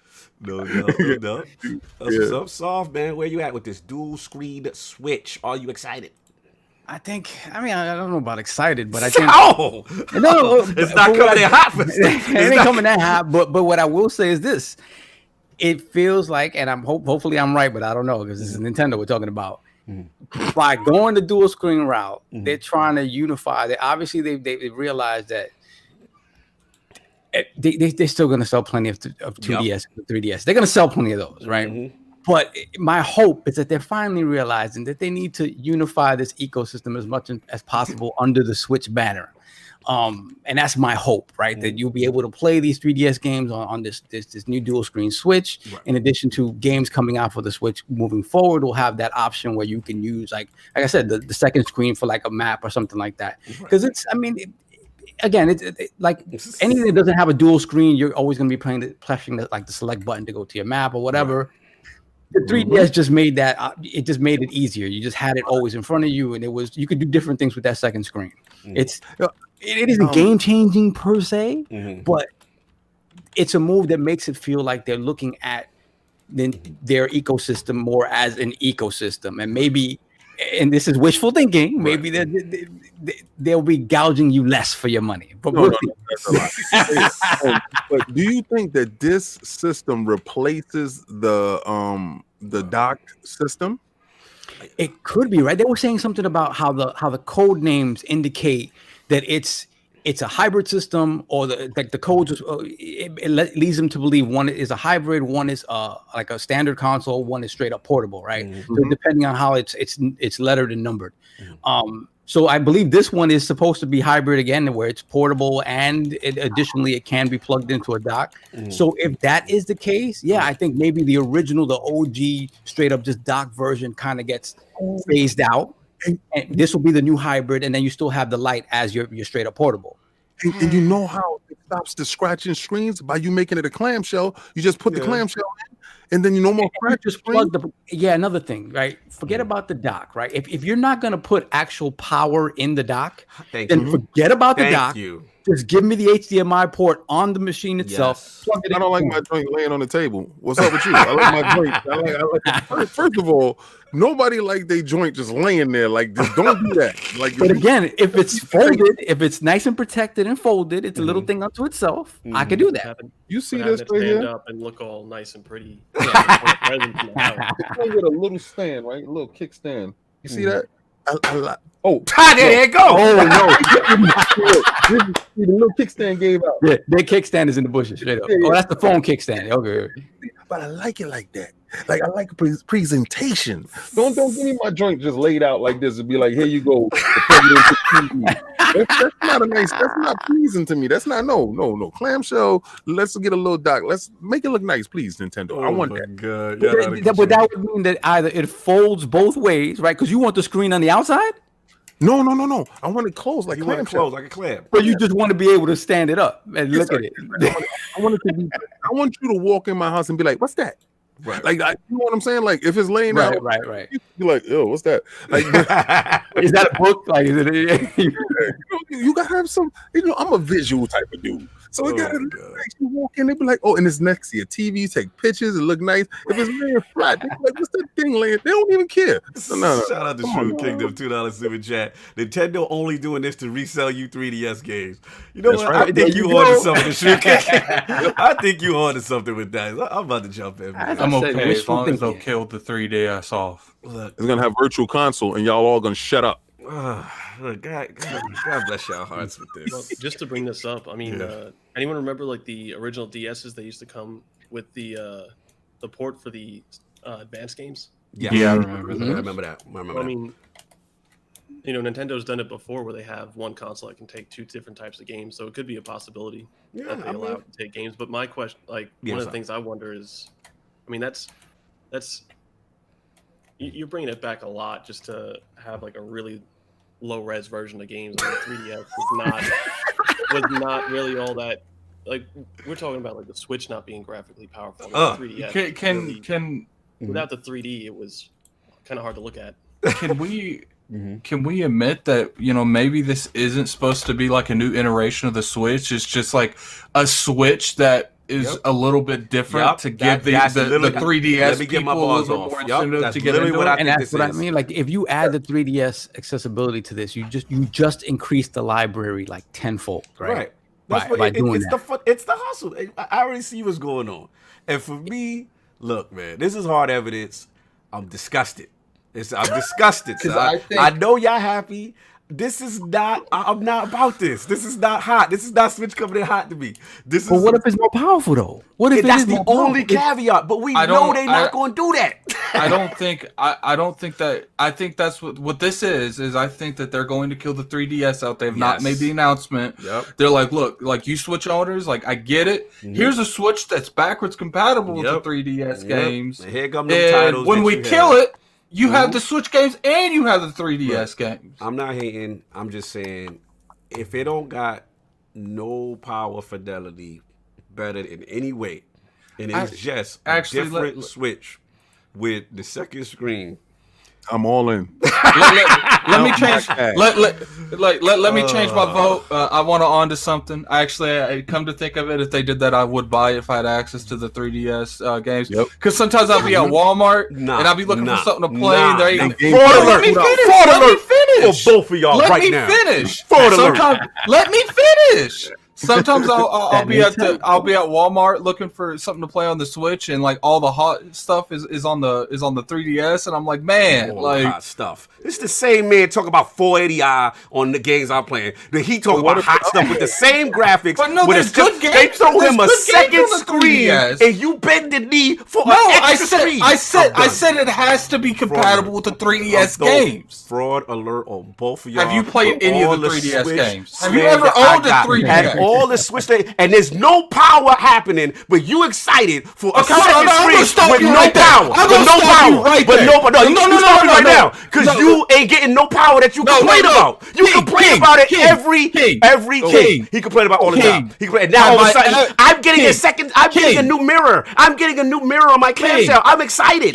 Get out of here. Fraud. Why don't you let me talk? Fraud alert. Go at it. Go. King, every time we've talked about the Switch, what's the one thing I say? I buy the Switch for its exclusives. I don't care about third parties. Mm-hmm. Oh, now and the power. What about the power now? Now you don't care about the look? You don't care about how it looks? I'm not gonna keep arguing about this. But I got mad 3DS games, right? This is me. I got mad 3DS games upstairs, right?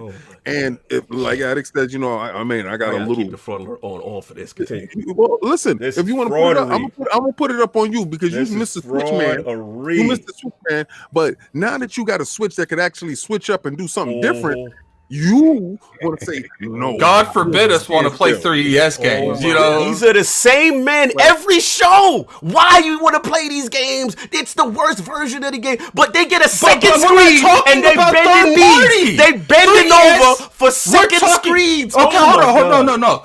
We're talking about 3DS. We're talking about the platform that has all the Pokemon games. We're talking the platform that has all the Zelda games. Graphics. With the same whack graphics. Oh my God. With the same whack graphics you complain about. You popping bottles for this. See, you know why I'm popping bottles for this? Because I ain't got to buy no games. I got some games upstairs. I can just actually play my games now, all in one unit. So I got my Switch, I got my 3DS. I've said from the start I buy the Switch for its first party stuff. So Nintendo actually told me. Nintendo said, I'm gonna give you everything in one box, King. I'm gonna give you the dual screen like you like it, because you like to have the 2-joint jump off. Thank you, Nintendo. I appreciate that. Maybe it up-res the joints. I don't know. Maybe they do something nice. Look, I don't know about King, but I've always been paranoid about it. I'm like, look, I have a computer. I have an Xbox. I have a PlayStation. If I wanted to play those other stuff, I play it on there. When you talk about a third party game on the Switch, I said, "Yo, I got it on my Xbox." I don't need to play on that. I need y'all to put forward alert lights. You've always had that narrative. Yeah, but I need y'all to put forward alert lights on. If y'all think King and Addict are frauding because of the Switch, that's just let me if y'all think they're fraud. That's all I want to know. I want to see fraud alerts in the chat. If you think, thank you, Jonathan B. I've always said I went where the games are. I've always said that. No, for sure. But okay, if you had never made fun of anybody playing a third-party release on the Switch, as opposed to the other consoles, you'd be in the clear. But every time you have the opportunity to make fun of somebody playing the thing is, on the Switch, I've always said I played for its first party exclusives. I don't care what you guys play on your third party. I can show you time care what we play on our third party. You say why we playing that. You say why we playing that. No. Why would you play that? There's a difference between me joking and me being serious, and you guys know this. Swat. I don't care what you guys play on your Switch. Yes, you do, because you always got something to say when I talk about it. Because it's a joke. Yeah, Guess what? When I picked this topic, I knew this. You knew this was going to happen. That's what it is. Listen. This. Watch how I incite them even further. When you guys started talking about playing all the 3D library, I was like, you know what? That all the Zeldas are on there. They wouldn't have to remake those. I could play Majora's Mask again. I could play Ocarina of Time again. I could play Pokemon Black, White, Diamond, Pearl again. Like, you guys can sit there. You can fraud alert all you want. I'm going where the games are. I'm going where the games are. I appreciate y'all. I want to say this. Every week, I got to hear y'all talk about Switch. Every week, I got to hear y'all Switch coming in hot. I gotta hear how Switch is dominating. So now Switch is hot now. No one said Switch is hot. I just like the idea. If you want to, you can pick up a device and play the. You can play old games. Watch this. I got it. I've never said I didn't want to play old games. You can play the old games. But where are you coming up with this? No, I'm just saying this excites you, right? You pumped. Oh my god! No, are you pumped? It's not my fault. You didn't play these games. Ask the question. Are you excited for this? I said if it came up, I would buy it. You're okay, Cognito. You're did you play 3DS? You're hot. You're hot with this. You're excited. Cognito, you're excited. It doesn't matter. You're excited for a second screen. You're excited. They threw a mirror on top of the joint, and you pumped. I get it. I get it. Listen. Now, all that MPD talk, all that coming in hot. I'm coming in hot too. I get it. All I'm gonna do, I'm just gonna buy a system and I'm gonna just throw a mirror on top and it's fire. Yes. And yes, when you put up your Switch, you be like, I'm gonna do the same thing with the clamshell Switch. How would that even look if a Switch had two screens? Awesome. It's going to look bananas. Really quick. Shout out to Living Frame. This is great. This is cool. They got me tight. I can't know what he do with this topic. This is King. He did this on purpose to get me an active fight. He knew what this was. I ain't letting that go. I ain't letting it go either. I ain't letting it go either. I'm on you. I'm on you every show. I'm on you. See, but you won't let me talk. You keep talking over me. That's right. Because I'm on you. Did you play the 3DS? It doesn't matter. I don't care. Why does it not matter? Why does that matter? Why does that matter? Why are you yelling? Why does that matter? Why are you yelling? Why are you yelling? Why are you yelling? Why are you yelling for? Why does it matter? My mic. Why does it matter? Exactly. Frauding. Second screen now. It's just it's Addict World. It's what he care about. Now it's fire. That's what it's somebody else care about. He don't care. Moving on. Anyway, I've been about dual screens and all that other stuff my whole life. Like, all I'm gonna say is, I wanted this topic to do exactly what it did. it did it. It did it. There's definitely goal. gonna be a clip coming from this. Hey, look, we have a few super chats we Let's missed. get it. Shout out to Delilah HD with the $10 super chat. Shout out to the hard evidence, quote unquote. Shout out to Smitty Smith with the $2 super chat. LordCognito is on to something. Thank you, brother. And then we have Smitty Smith again with the $5 super chat. I must and will stand with LordCognito and the cognition. Sounds like an 80s band. And of course, we have Jonathan B with the $5 super chat. Hashtag I stand with Cog. Meanwhile, King is sitting back laughing like an evil genius with all the chaos crystals. Addict, you fraudulent. I don't think we have an addict turn off a mic moment in quite some time. Yeah, listen, I don't know how Addict is the only one fraudulent in the situation where me and him both have the same stance. This is awesome. Yo, I knew this topic was going to do it. And that's the funny thing. You guys have the exact same stance because you the exact same. Throw up that fraudulent for King. Yo, you know what the difference between Addict and I is? I don't fight it. I just laugh at y'all. I don't know why he fighting it. It's just funny. It's what he loves of. It is what it is. But if I love it, what am I doing? I'm gonna purchase it. I'm gonna have mad fun. My biggest question is, will they have more of them ready before the PlayStation 5? Shout out to Jay Money with the $2 super chat. Could you play a dual screen dot? Handheld only. That's a good question. We got to see. That's a good question. If it is kind of the replacement for the base awesome. Switch, like I was saying, like the clamshell makes it do two things, right? It makes it even more portable, right? Which makes it even more appealing to younger kids because no matter how kiddie this Switch Lite feels, it's still kind of big in comparison to what you would get from a 3DS or something like that. So making it a clamshell makes it that much more portable. Right. And if you consolidate all of that and actually put, like I said, the HDMI connection on there. I gotta recode. We gotta get what you gonna stitch. Tell us what are you guys done yet? Switch bushes. They cool. File super chat. I don't abide this addict slander. White boy got skills and God just jealous. Book a Switch. Yo, the book is Switch. Yo, Switch coming in hot for that one. I gotta give you that one. Right? Yo, what if you're able to play your 3DS on your TV screen? Oh, God, Jesus. Are we done with this? I'm on some stick type of time. Are we done with this topic? The Switch is coming in hot. You're going to have to put that emoji up. Switch is coming. All I know is this: Nintendo is continuously figuring out ways to make you spend your money again and again and again. On the same joint. I can't even be mad at them because they're just the masters of it. They really are. And people do it with a big smile on their face. And then MPD comes around, you're like, yeah. And they even got King in on it this time. Like, yo, I'm gonna buy it day one. Yo, get that super chat and we gotta move on. We got Velvet Lulu with the $5 super chat. Glad to see a fight. That was good. Definitely. Yeah. Anyway, so Lord Sov and King ignited all type of beef today. So Lord Sov, you are up. Xbox Lockhart, what's going on, man? We're hearing things. Yeah, so over the past week and a half or so, close to 2 weeks, Xbox themselves officially dropped the price of the Xbox One X to $300. And the speculation around that is, and actually the price has gone back up in certain regions, but overall it's $300 all the way around. And that's for a base system or that's for a bundle system. So you can get one with a hot design and controller, a game installed already. Like there's all kinds of bundles out there that are going for straight up $300. So the thinking around that is that, and the speculation around that is that they are clearing out Xbox One X stock in preparations and bringing it down to this price point in preparations for revealing what we all know to be as a Lockhart / Xbox Series S console.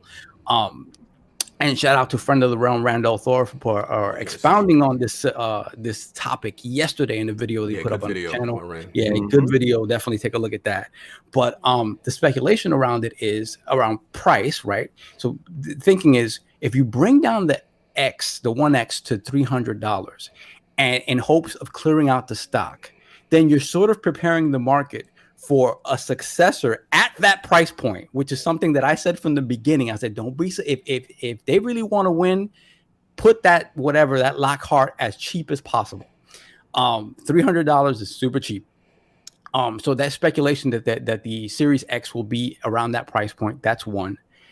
And then two, it sort of lends credence to the fact that we may see it sooner rather than later. Obviously, Phil has come out and said that the expectation for June and whatever the replacement for E3 is going to be is still going to be focused on games. Right. So we've heard speculation that there will be two sort of events coming up, one in May, one in June. Right. So the assumption is that one in May is the full-on console reveal, everything about the console, and perhaps the Series S reveal. We're giving people that secondary option if they don't want to go with the super high-end option. Right. So this is super interesting to me.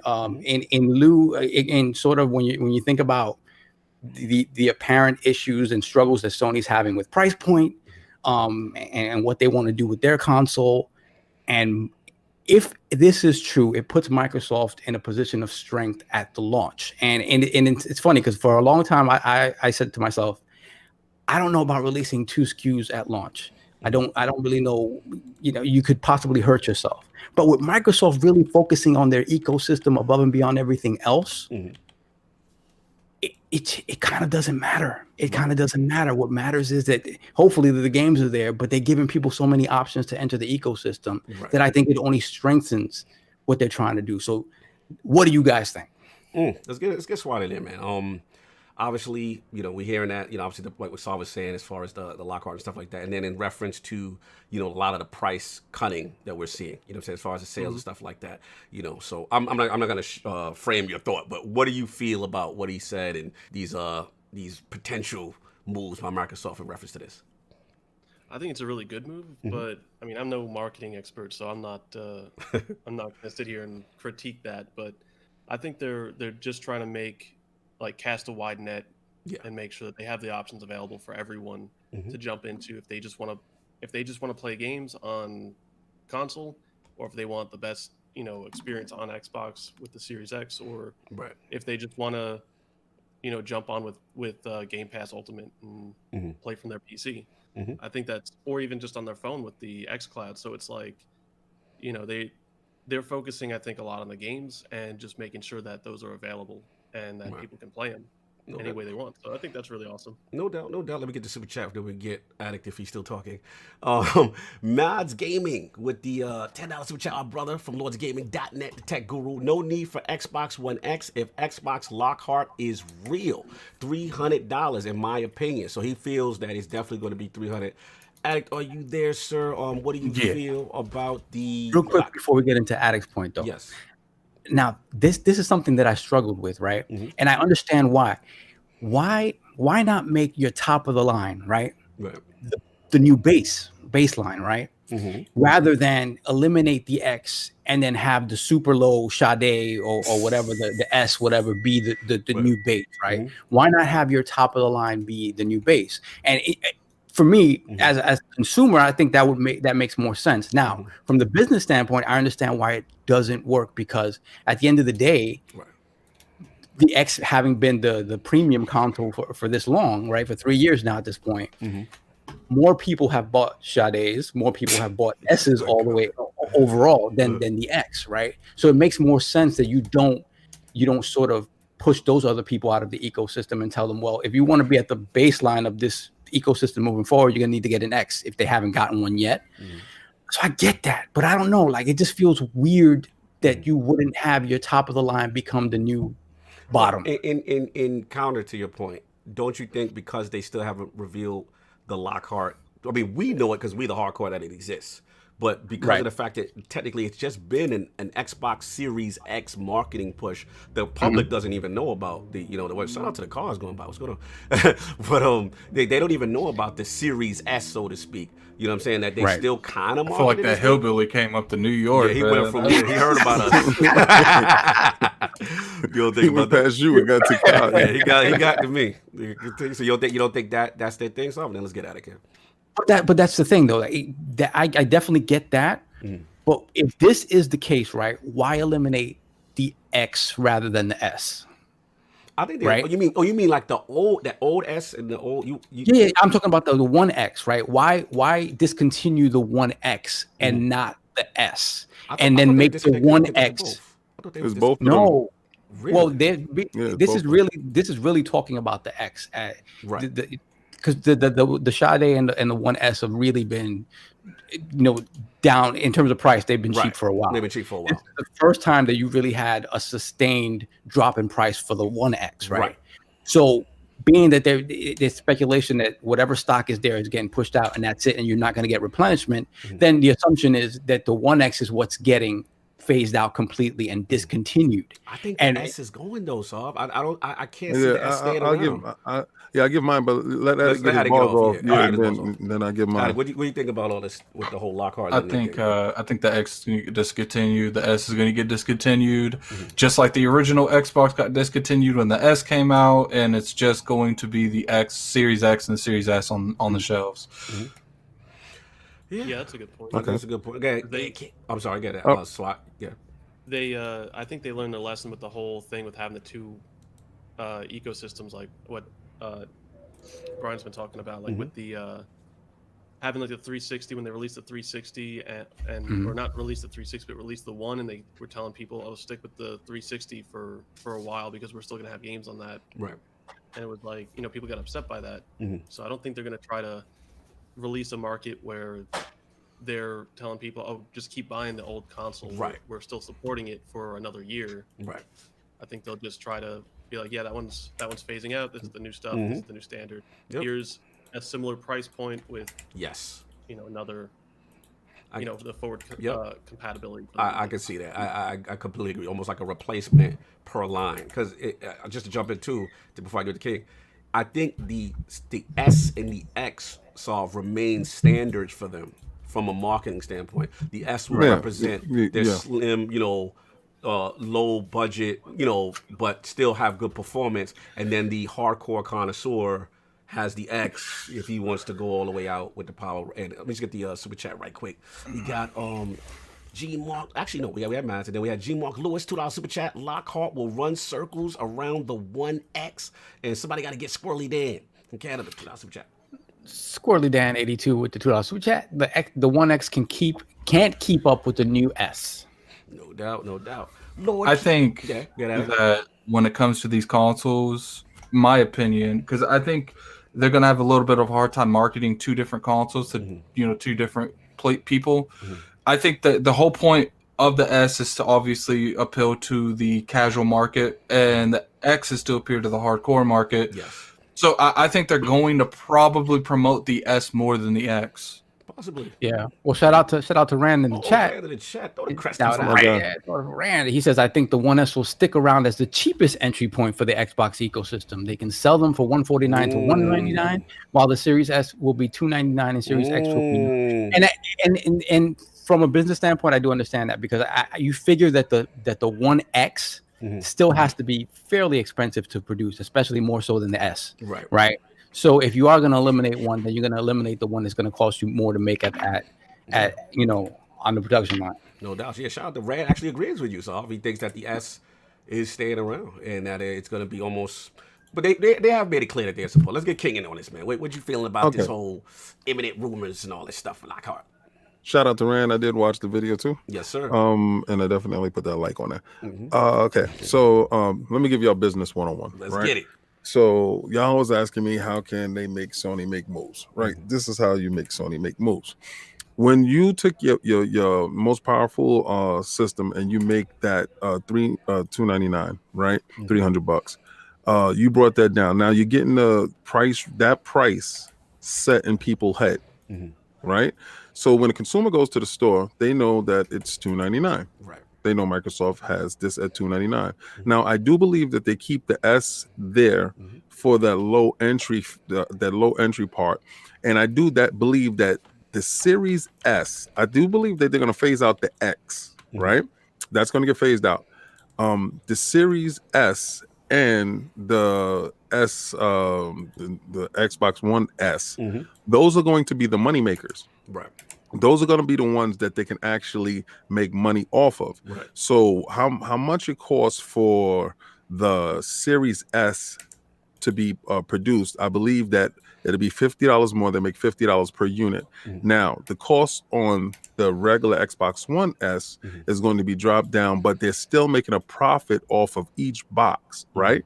And I think they can take a loss on the X and subsidize all of that with the ecosystem. This is where they're uniquely different and diametrically opposed to Sony. Whereas Sony is using hardware numbers to propel their system and the old train of thought. Microsoft has zero problems with foregoing a lost cause. Right? They know going forward, okay, this is a new battle, this is a new strategy, this is a new way to win, and they're looking at the long haul. So the long haul is this: you have this high-priced item, which will be the Series X. Yeah, like the enthusiast. Going up against the PlayStation 5. Now, whatever the PlayStation 5 price point is, I believe that Microsoft will match them dollar for dollar, no matter what the power narrative is. Because they're going to make the money up in services and the two weaker systems that they will be having at the market where they can make money off of those. We all know traditionally, a lot of the masses doesn't have 4K televisions, and 4K televisions are at a point right now where they're becoming more commonplaces in people's homes. So the televisions are breaking down. When they go to the store, they can get a $200, $300 4K television, and then they will get a regular Series S, that 1440p system. And plus, you got to realize like how many people buy a console just to play Madden, just to play 2K. Like they don't care about that 4K stuff. They're like, shout out to, yo, can it play 2K? Yeah. Wrap it up. Let's go. Shout out to Jean-Marc Louis with the $2 super chat. Series S Minecraft bundle was sold like hotcakes. So again, how many people just want to play Minecraft, right? Right. That's a good point. So this is where they make the money and also stay competitive. I believe that Microsoft's whole thought pattern is not about really hardware. It's about the ecosystem. It's about getting people into their system. If you're playing on the PC, if you're playing on your phone, wherever you're playing, as long as you're playing, right? So I believe that they're flexible when it comes to price wise. Like I see the $299. I believe the $299 is going to be the price of the Lockhart. I believe that's going to be that's a rumor. That price. That's a hot one. I've said it from the beginning. I said if they really want to do that pincer move that the pincer attack. The pincer attack. You attack with the cheapest console you can possibly put out there while still having specs that can run next gen games. And a console that can run at 1440p or 1080p locked 60 frames per second while still having the bells and whistles of ray tracing and things like that. Obviously, trade-offs, but when you still have the bells and whistles, and that's the main. We've never seen that in the consoles. The main thing that's it's an advantage is that unlike the Xbox One S and the Xbox One X, they like that CPU jump is really going to be substantial, you know what I'm saying? Because I believe the X even had to overclock their joints, them Jaguars, to get that jank rocking, you know what I'm saying? So to have those Zens and all that in there, it's a good thing. Let me jump in real quick, because I definitely think you guys are onto something. Got to give you that. The whole thing is, I agree with you, Saab. I think this is a stock clearing move. I think that this is all about getting these things out of there. That's why we're seeing that Cyberpunk console. Because shout out to Z Hughes, you made a good point. It's June. We shouldn't technically be seeing an Xbox One X Cyberpunk bundle now. The game don't come out till September, right? So for them to say now, and the key is June, because we figure June, the new consoles will start ramping up. They got to get these old joints out of there. That's my logic on that. And I think they will. Lockhart and the Anaconda will kind of replace what's existing. And to what Rand's point, they probably may still keep the Sade around just because, again, it's at a low entry point, digital only, lowest possible way to get into the ecosystem. And it's probably, like King is saying, it's probably still doing numbers. So they probably keep that around. And then obviously, they have the xCloud and all that other stuff for the non-console markets and stuff. But yeah, I agree. I think the key to me is when I seen Cyberpunk console release this early. I'm like, yeah. Y'all getting this out of here. There's no doubt. The most interesting thing to me is that the fact that they did drop it to that base $300 price point, preparing the market for that price point. Yes. Right. Obviously, they're not preparing the market for that price point for the Series X. Right. So that differential, that $200 differential, I agree with King 100%. I think when Phil wasn't joking when he said we're not going to be meek, we're going to be bold. Right. Even if $500, the Series X at $500 is a slight loss to them. I think you take. I think it's a major loss. Yeah, you take that up front. Right. My hope is that they're thinking at Microsoft and Xbox is that in order to regain mind share, you take that loss up front, and like King said, you make it up with the services. Yeah. So you're not losing. You're not necessarily. You'll be losing money on the actual console, and unfortunately, if you lose money on one console, you're gonna just gonna exponentially lose more money. But if you're making it up on the software side, you got to consider they're going to bundle a month of Game Pass of every one of these. At least, if not 3. I think it's 3 months. Definitely with it, but for every Series S that they sell, for every Series X that they sell, they're going to sell at least 4 Series S's. You understand? So if you're taking a loss of $100, $50 to $100, I don't think it's $100 though. But if you're taking a loss from $50 to $100 on the X, right? And you're making $70 on each S sold. You understand? It balances way out if you're selling a 4-to-1 ratio. Right. And then you have to remember, the price of manufacturing these consoles is constantly in flux. Right. As you get a year, 2 years into the lifetime of the console, it's going to get cheaper to manufacture. Where whatever that deficit is in terms of what you're losing on the console keeps shrinking and shrinking and shrinking until one day you maybe make money on it. And at that point, it's win-win all the way around, right? And you're probably ready for the refresh at that point. Well. Shout out to 218 in the chat. Please hit that like button, y'all. Definitely having some fun today. Oh yeah. Shout out to Gaming Forte. He says to Mikog, I think the all digital Xbox One system has a chance of being $99. What y'all think about that? Yeah, I think so. Yeah, going forward, just to get them a footprint in the ecosystem. You know what I'm saying? Yeah, I mean it's a good strategy. I mean, we got to see it. I'm dying to know how they reveal Lockhart though. Like Lockhart is like that mystery secret weapon that it's like the weapon that everybody knows exists. We just haven't seen it. We gotta see. Get at it. My question is, do you think they're going to show a price for the Lockhart when they reveal it? That's what I want to know. That'd be hella aggressive. Do you think? Let's say the May event focuses completely on the consoles and stuff. Do you think you get a price there before and get that out of the way? I think we'll get a June. I think we'll get a price on the Lockhart if it's $300 because all that's showing is like they're not going to show the X's one. They're going to show the S, and it's going to like force Sony to be like, "Yo, they're showing a $300 console, and we ain't showed a price yet." Which we could hear more from Sony by then, but I doubt it. So I do think that hella aggressive. I think they'll show a price point if for the S. If you go in there and throw the meat on the table, pause, and you say $300 for the S. This is the 1440p system, 1080p, 60 frames locked with ray tracing enabled. You can play the big boy stuff in a little boy's box, and pause, and you have that there. What type of panic do you put the other dudes at? Because the level, and listen, I don't care what anybody say. $100 was $100 when it came to that PlayStation 4. Cheap dudes went out and purchased that. I don't care what nobody say.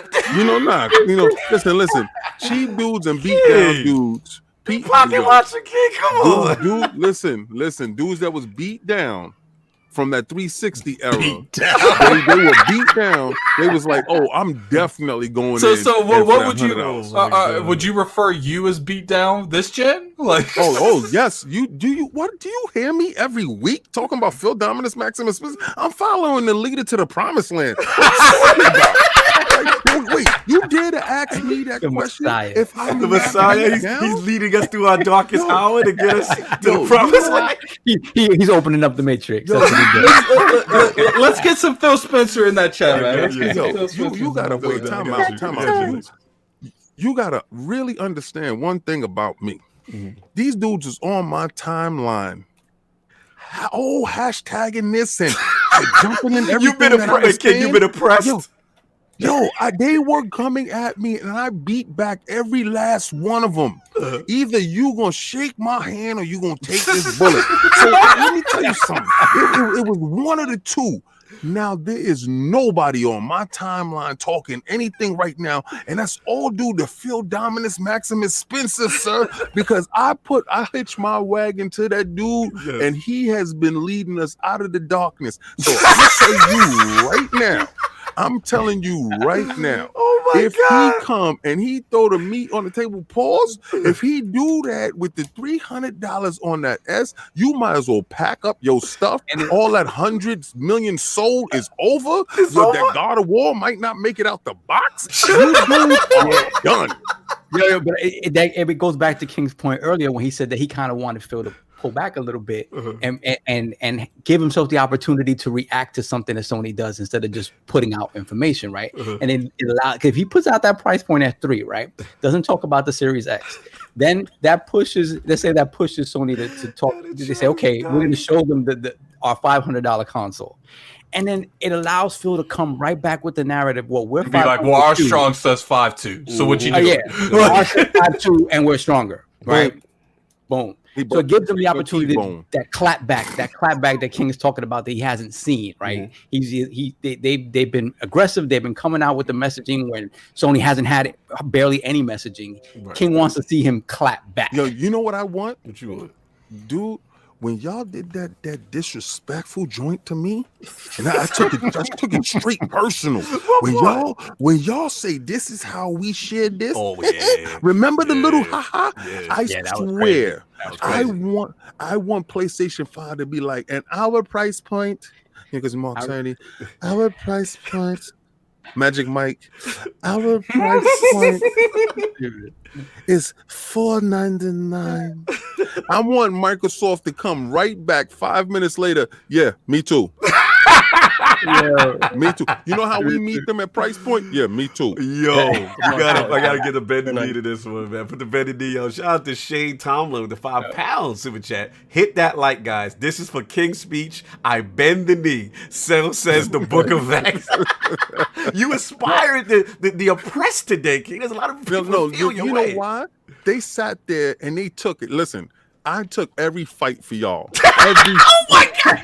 I went at every general, any dude that y'all pointed out was like him, King. I went right there and I got him and I wiped them off the board. They are off the board. They are not bothering y'all. Y'all are running around free range chickens. You know what, King? All out there. King, hold on, King. Let me do something personal. On behalf of the Xbox community, we thank you for your service. We thank you for your service. I appreciate it. And you know what? Any of y'all dudes, I'm gonna tell you right now, and Phil know this. Phil know because he listened. Phil Dominus Maximus Spencer. You got he listened. Right now, all cute. Let me tell you something. Any of y'all dudes talking about y'all was repping him day one? No, you wasn't. I was. And I'm gonna tell you this: when he leads you all the way through, and you're having fun with your little S's and your little X's, understand? I always told you they send them into Pachinki with a butter knife, and the dude came out with a winner chicken dinner. PUBG reference. Thank you. Remember, chat definitely thinks you're onto something. Before I even get to the super chat, Jonathan B leading us to the promised land. Shout out to Lord Babu. To be honest with you, man, I don't even think we need to go on anymore after the King's speech. We should just end the podcast. King, the hero we don't deserve but desperately need. Jonathan B, we were lost sheep before King. Yo, I love my chat. Shout out to Smitty Smith, $5 super chat. The Book of X is out here. Phil Dominant Spencer, who did that for you and all that. Yo, there's mad Dominant Spencers going on. And then Titan 2793 with the $5 super chat. Thanks, King, for the cleanup work. They got that work. They out of here. Oh my God, this is a congregation you got. What's going on, King? Nah, they know for a fact these dudes was out here beast moding these dudes on Twitter, and I just had to come and mop them up. I had to mop them up and get them up out of there. Either you're gonna shake this hand or you're gonna take this bullet. Poro or plato. Oh man, Poro Plato, let's get it. Narcos. Listen, man, last topic, we be up out of here. This will be quick. Shout out to my man J O Money, $2. King out here like battleship sunk. Hilarious. A lot of Phil used to play that card? Yes. Salute. Fire, man. I'll make this quick, man. So look, just real quick, we got two quick announcement on some different genre. This is Solve's favorite genre, the turn-based strategy. I'm in. Oh, you in? You know, I'm not hating like I used to. Oh boy, you used to hate us playing XCOM, boy. So that's because it looked disgusting. Hey, Attic, he hated when we used to play it back in the day when you put the dude behind the wheels of the hold on. Okay, this has nothing to do with you, Solve, but you just reminded me of something. LordCognito, put the fraud alert up. Fraud alert up. This is to all the people that I know. I almost said the D word. I know D word well. Yes. that none of you cared about the XCOM genre until they popped that Gears name on it. Now everyone and their mom was like, you know what, Addict? I'm gonna try GearsTactics. You know, I ain't never played these XCOM games, but I'm gonna try GearsTactics. Like, you know what brought me into this? Yes, I want to hear this. Mario Rabbids, baby. Oh, that's what brought me in. I actually, out of all of them, I think that's one of the worst ones. Oh my God. So Switch came in hot for you on turn-based strategy to get you. I'm in now. Oh my God, I'm in now. Yo, you stupid. Yo, you know, all that time we used to sit and play XCOM in that room, and people was pissed off, and we sat there, we was having fun. Me, you, and Sinister. Yo, literally until we started IOP. I'm gonna get you go, Saul. Oh God, I never knew y'all despised when we played that. I never knew y'all kept that in. Y'all. It was just me. It was me. It wasn't y'all. Y'all loved it. Yo, it was you know what it is? He's trying to protect someone, man. Someone else. He's trying to fall on the sword by himself. It was all me. I would come over to Cognito's house, right, on a Saturday, and I was ready to play Halo. I was ready to play Tekken.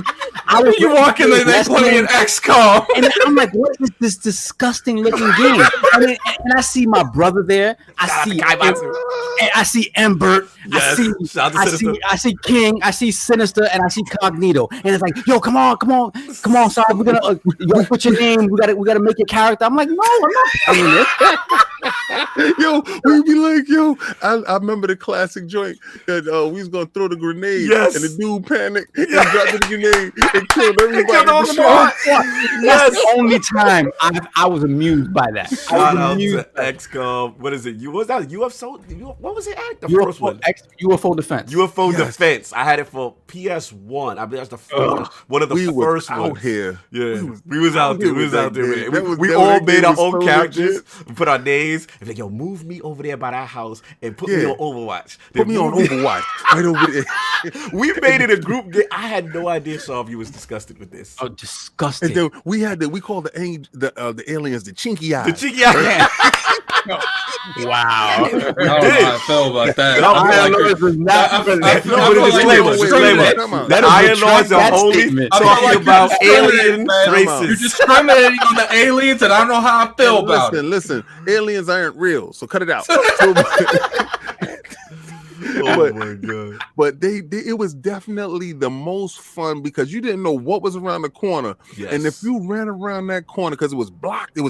Yes. And if you ran around that corner, you misstepped in the wrong spot, your man was dead. Yeah, it was dead, bro. It wasn't even like those old ones. It wasn't even that he was dead. Like you would see, like they would throw the fire of rain on you. Just crazy. God, they all miss. Yep. Shout out to JD Gamer, $2 super chat. I see Phil as we wade through the water. Oh my God. Singing gospel now? Oh, we got mad super chat, y'all. We gotta catch up. Shout out to Big Dallas to $2 super chat. King be the prime. Oh my salute. Light Listen. our darkest hour. Okay. Oh my God, Philly Eagle. Get it, son. With the $5 super chat, addict, you're onto something with that one. But this is a good because hashtag gaming diversity is great. That's for sure. Yeah. No, like don't get me wrong. Like I'm playing XCOM literally right now. Like I love this genre, and you can ask LordCognito, Lord King. Like when they announced GearsTactics, I'm like, I'm there. I'm all there. I got some questions for y'all. Let me get the lady in the realm. Eric Cuts for the win. $2 super chat. Show us support for the Iron Lords of Sunday. Salute. That's the homegirl, man. I love Eric Cuts for the win. That's what's up. So look, I want to bring it to y'all real quick. In reference to, we got 2 turn-based games coming, right? We got GearsTactics, you know what I'm saying? Microsoft's array into it, the turn-based genre. We saw the gameplay trailer, a lot of stuff looking kind of nice, you know what I'm saying? And then we got the OG coming back, Solve's favorite, XCOM Chimera Edition. I believe one is coming out the 24th. I believe XCOM's coming out first, right, Addict? Addict's coming out, right? And then 24th. The 28th, I believe, is GearsTactics. Okay, so I just want to get, obviously, impressions. That I'm really upset. Get it, King. We might as well jump in there. I was going to give it the spot. I'm really upset. And the only way that Phil Dominus, Maximus Spencer can make it up to me is when the Series S releases or the Series X releases, and they have a collapsible keyboard and mouse that I can put on my lap on the couch. Because let me tell you something.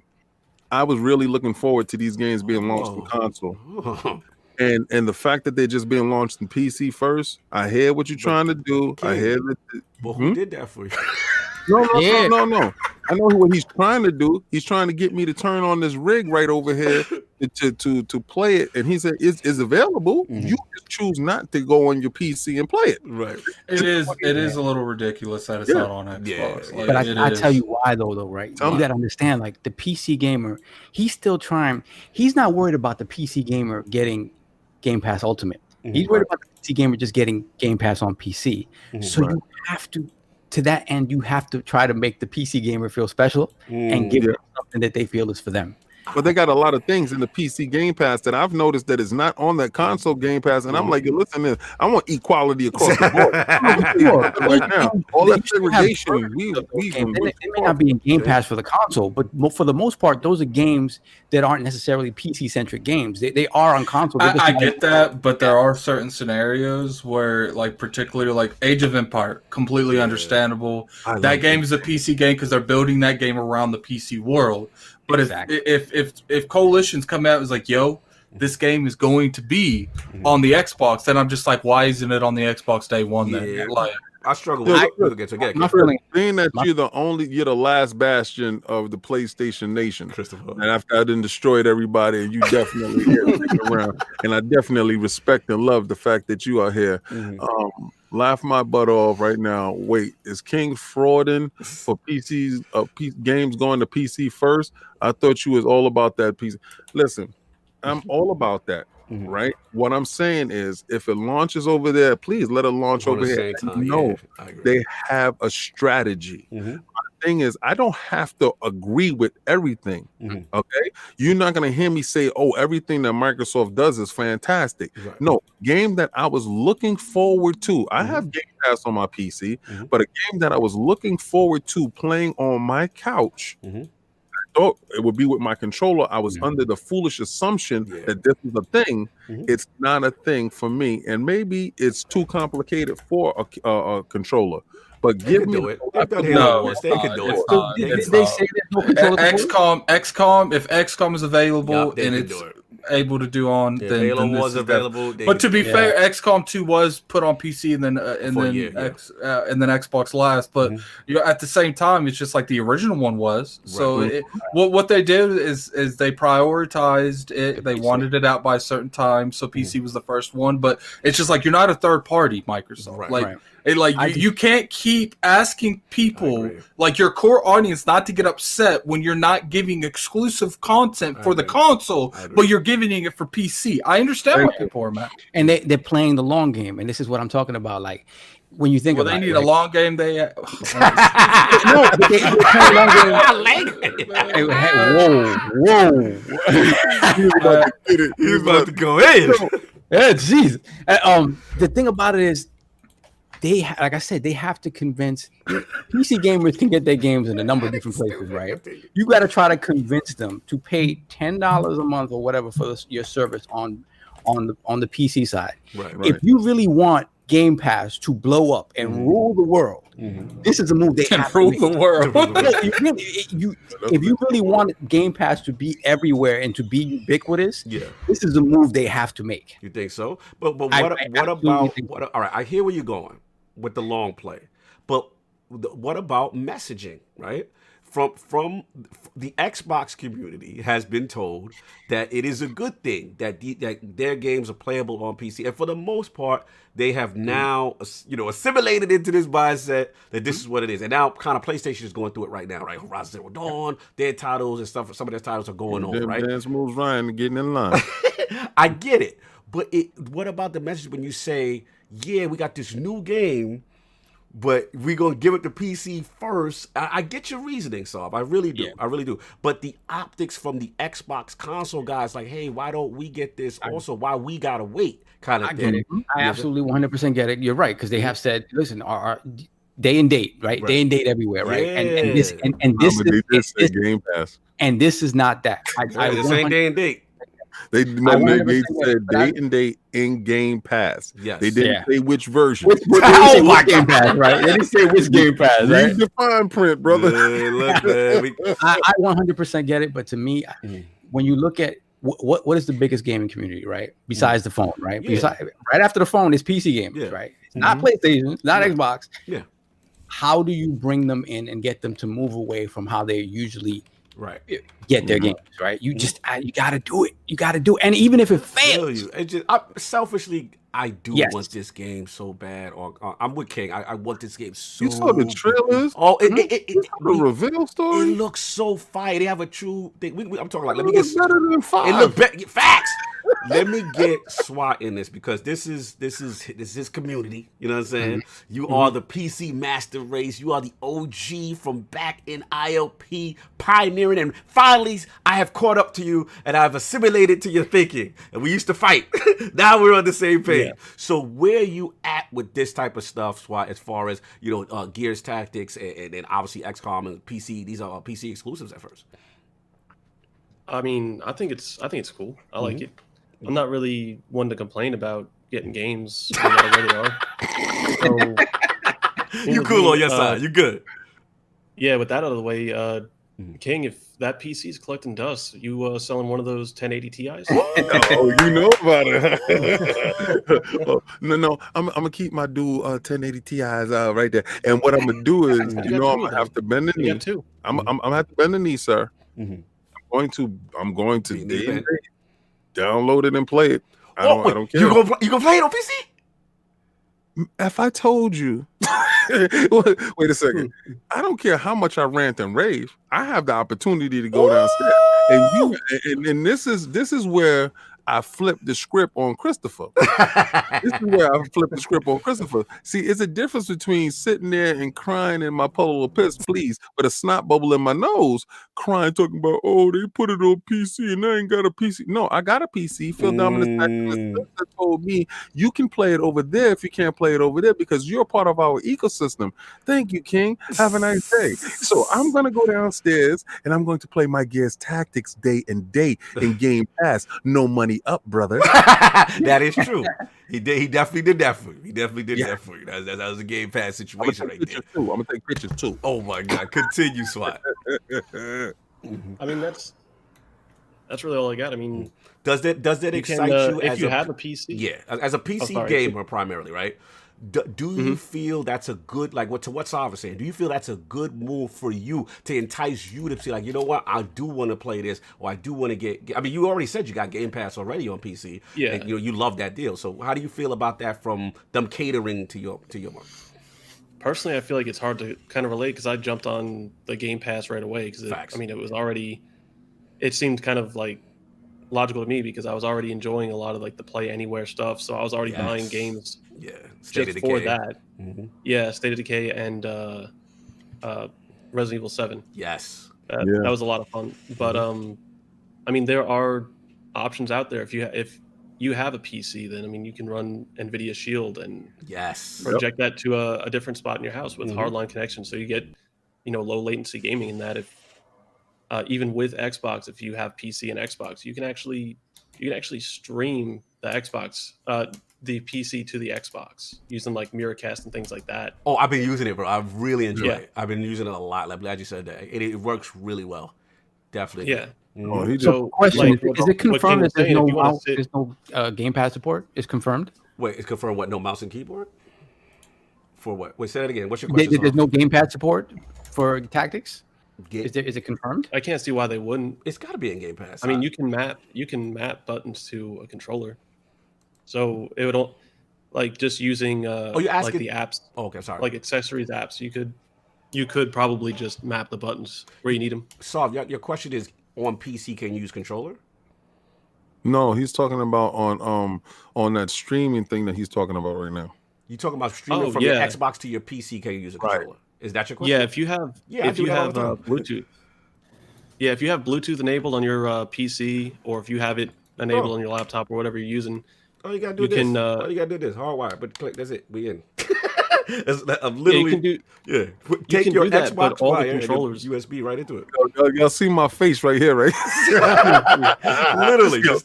Did you just see that King probably got a bypass by the firewall? Yeah, you don't gotta buy nothing. You just literally take your Xbox. It's literally from my Xbox. Plug it right in. Recognizes Windows drivers immediately. Windows 10 drivers immediately recognizes it as an Xbox controller. Full functionality, instant seconds. It's over. But that controller also works over Bluetooth too. Yes. And if you have a Bluetooth enabled PC, then it's just like playing like standard Xbox with the wireless controller. Yep. And if you don't have if PlayStation, if you're using a PS4 controller. Exactly. And if you're for some reason, let's just say your PC doesn't happen to have Bluetooth, they even have a wireless adapter. If you don't want to be tethered, they even have one for that as well. Yo, God, nobody using no PS4 controller right now. Oh my God! I don't. Unless you playing some PlayStation stuff like God of War or something, and even then, I would love to play God of War with an Xbox controller. Oh man, shout out to me. No doubt. But yeah, let's get out of here, man, because obviously we are the RTS. You know what I'm saying? I mean, actually, the turn-based, the TBS. He's RTS. I'm more TBS. So what do you think, man? We got Chimera and we got GearsTactics, 2 turn-based jump-offs, jumping on. Is it the resurgence? Is it on now? Is it on and popping? I think that's XCOM has made this genre a lot more successful. It's able to succeed a lot easier.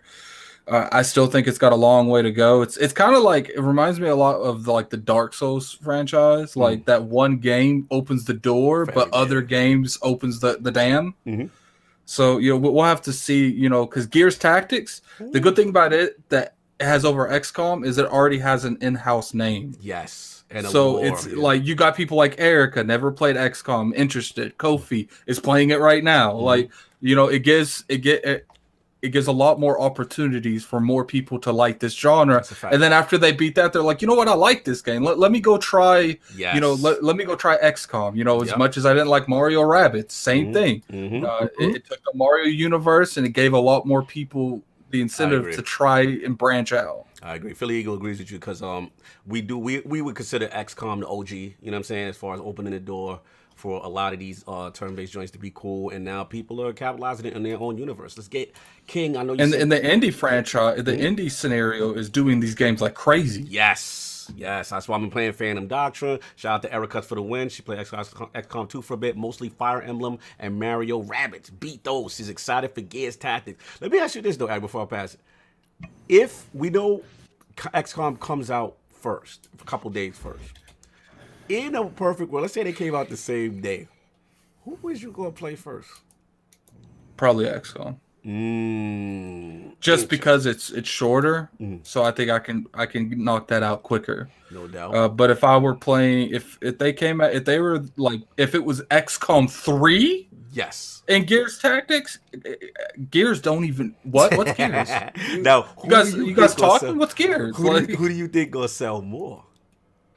Probably, I don't know. I think Game Pass. It's in Game Pass, so its sales are going to be a little bit hit because of Game Pass, which isn't a bad thing. That's literally what they want. XCOM's only $20 too, so that means a lot. When your game's only $20 and it's 10 until May the 7th. Yeah. So it's going to be interesting to see exactly what it sells. That's for sure. No doubt.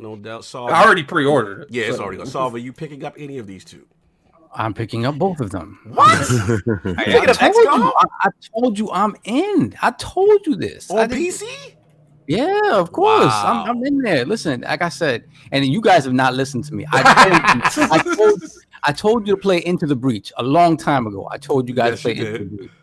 That game looks like dog-esque. But it is one of the most fantastic like strategy sort of roguelike small little tidbits. Like you can just keep playing that game over and over and over again, and every time, every single little stage is a puzzle unto itself.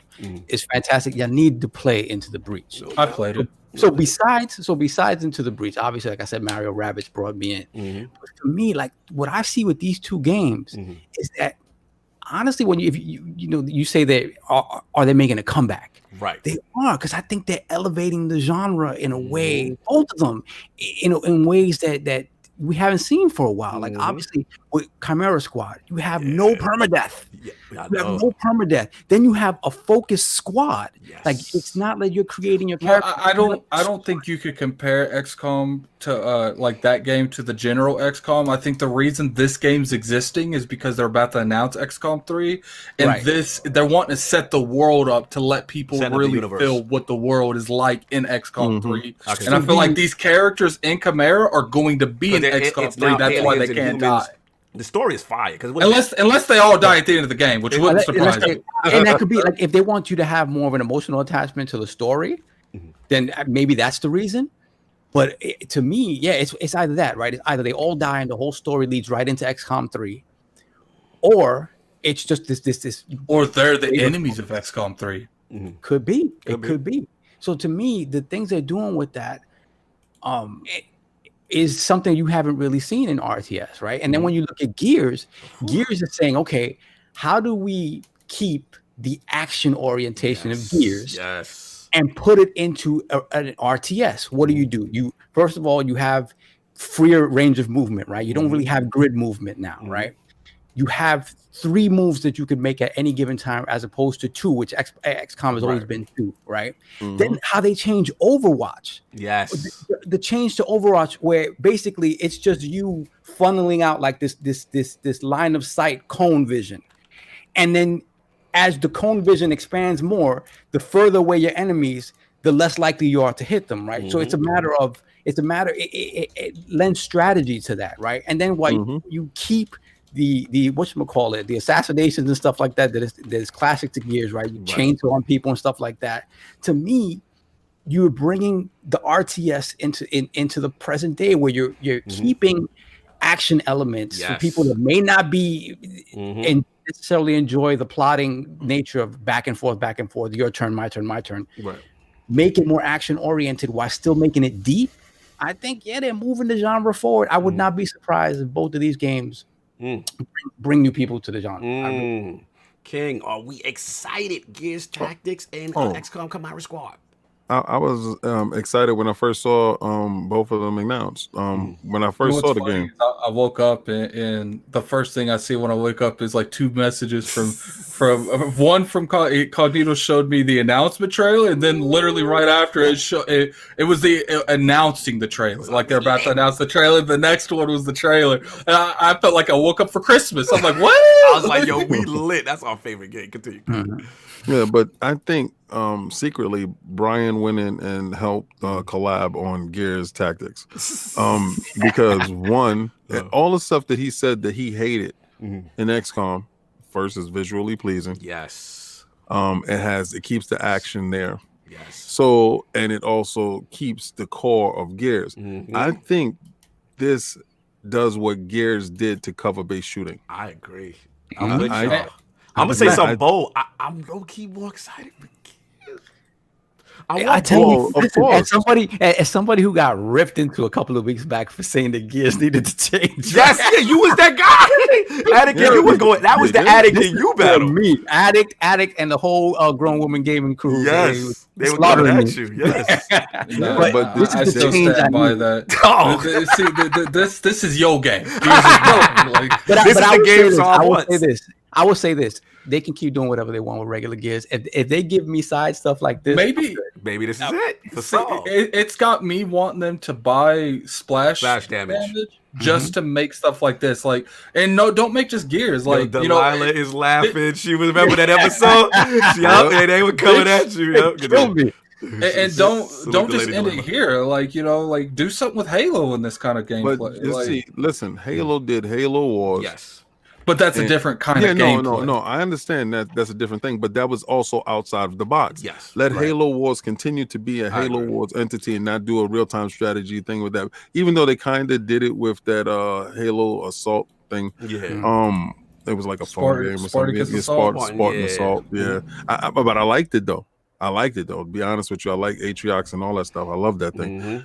Mhm. But then this Gears, let this Gears be what it's going to grow into, Mhm. because we complain that Microsoft is Mhm. continuing the same. Preach. But see, this hamburger right here got lettuce, tomatoes, bacons, and onions on it. It's a burger, but it's a little bit different, Mhm. and I think they need They to trying this new diversify it. Baconator stuff on you. You're like, we got some bacon on it. Oh my Like, God. Yeah, I I agree. think this is going to do what the first Gears did for the Xbox. I think this Gears Tactics is going to do that in the PC realm. The first month will tell you. I know for a fact that when it launches on the console, it's going to have the same reverberations as a real Gears mainline game when it drops. I am super pumped, man. Like I this was I was excited for this topic. Obviously, you know, turn-based for me, it has literally become low-key my number one genre lately. Obviously, the Destiny stuff always gonna be there, but the games that when I started, and Addict knows, when you get a new XCOM and you get a new whatever, I can't stop playing. Like it's something about setting up, putting your people, you know, getting the map control. And see, the thing that what Saul was saying is so fire about Tactics is that it's the Gears universe. Graphically, it looks phenomenal. We getting a tremendous story with Kate's, you know, a prequel with Kate's dad. You know what I'm saying? It looks amazing. The cinematic storytelling, which I like that they're doing, kind of like what Halo Wars did. Because I was jealous of Halo. I was like, man, that looks amazing. Now, I'm not an RTS guy. I'm more of a turn-based guy. Right? So this is for me. Then I like that it's a very aggressive thing. You know what I'm saying? Like, it's like if you get an execution, you kill, you go again. You go again. So it's almost like these hordes of enemies coming onto you, and you have to deal with that aspect. I think XCOM 2 has something like that. What was it called? The horde or something? Addict? Horde mode. Yeah, it's basically a mode where you're overwhelmed by almost like zombies and nonstop. it's called The Lost. The Lost, right? So okay. that's the vibes getting me. Then let's be real, Gears fits so well in that universe. The whole thing about Gears is boom, slamming into the cover. That's XCOM. Like that. That's what I really Yeah. like with the, you know, they didn't just take the genre and just copy it. Like, Right. I hate when people take XCOM and they don't try to improve on it. They just take it word for word. They definitely got this spin on us, so I'm super pumped for that. And of course, the OG's coming with a new look. You got aliens. This is past XCOM 2. You got aliens and humans working together. Tactical team. Then what I like that Saul's gonna like, they got breach phases prior to stealth in, and depending on how you do, the situation go. But they also changed the formula where it's like you pick order. They go, you go. They go, you go. Something like that. Right. Team synergy moves. And I agree with And that. Yeah, get at it. I think it's safe to say that all of these features will be in the new one. I think so. I also think I love the concept of this peace between the humans and aliens, this city of them living together, and they need this Chimera Squad to keep the peace, because if there's anarchy, this could go reverberate against the world. The peace could be over. So they're setting up the lore, which is going to be fire, which I like. I'm excited, man. I'm excited. I tell you that I breach think mode, you mentioned that, and the breach mode, I forgot to mention it because it has me really excited, because you know what it reminds me of? What? Do you remember when we used to play Rainbow Six? My man, you already know. And I don't play Siege, but Siege is basically this concept. Yes. How we used to set each other up. Everybody breached the house from a different place, from a different. Just doing that sort of stuff is so much fun. The fact that Christopher Hart, I love Year Zero too. I love that game. I beat that game. That was a good game. That's what my Attic put me on to that game. It's Game Pass, so you know I'm getting it. That's what I was definitely in that. I guess the reason I'm more excited for XCOM than Gears is because it's first. Well, yeah.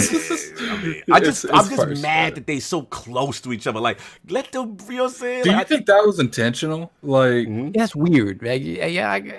Well, maybe you have the classic dudes that's looking for the XCOM name, and while they're doing it, then you have the Gears dudes. They just don't want to miss out on that strategy base. You want my honest opinion? I think talking because I've played a lot of these games. I've played a lot of I've reviewed a lot of these type of games for ILP.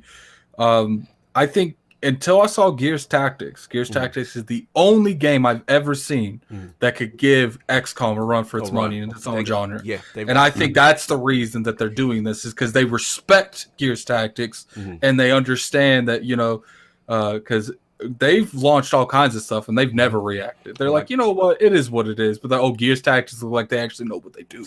Like, I gotta throw the gold up, do it, Jay, for a man Stinger NLG. Rainbow Six for the Dreamcast, FTW, no doubt. Oh my goodness, what? That's GOAT talk right there. You might be on to something.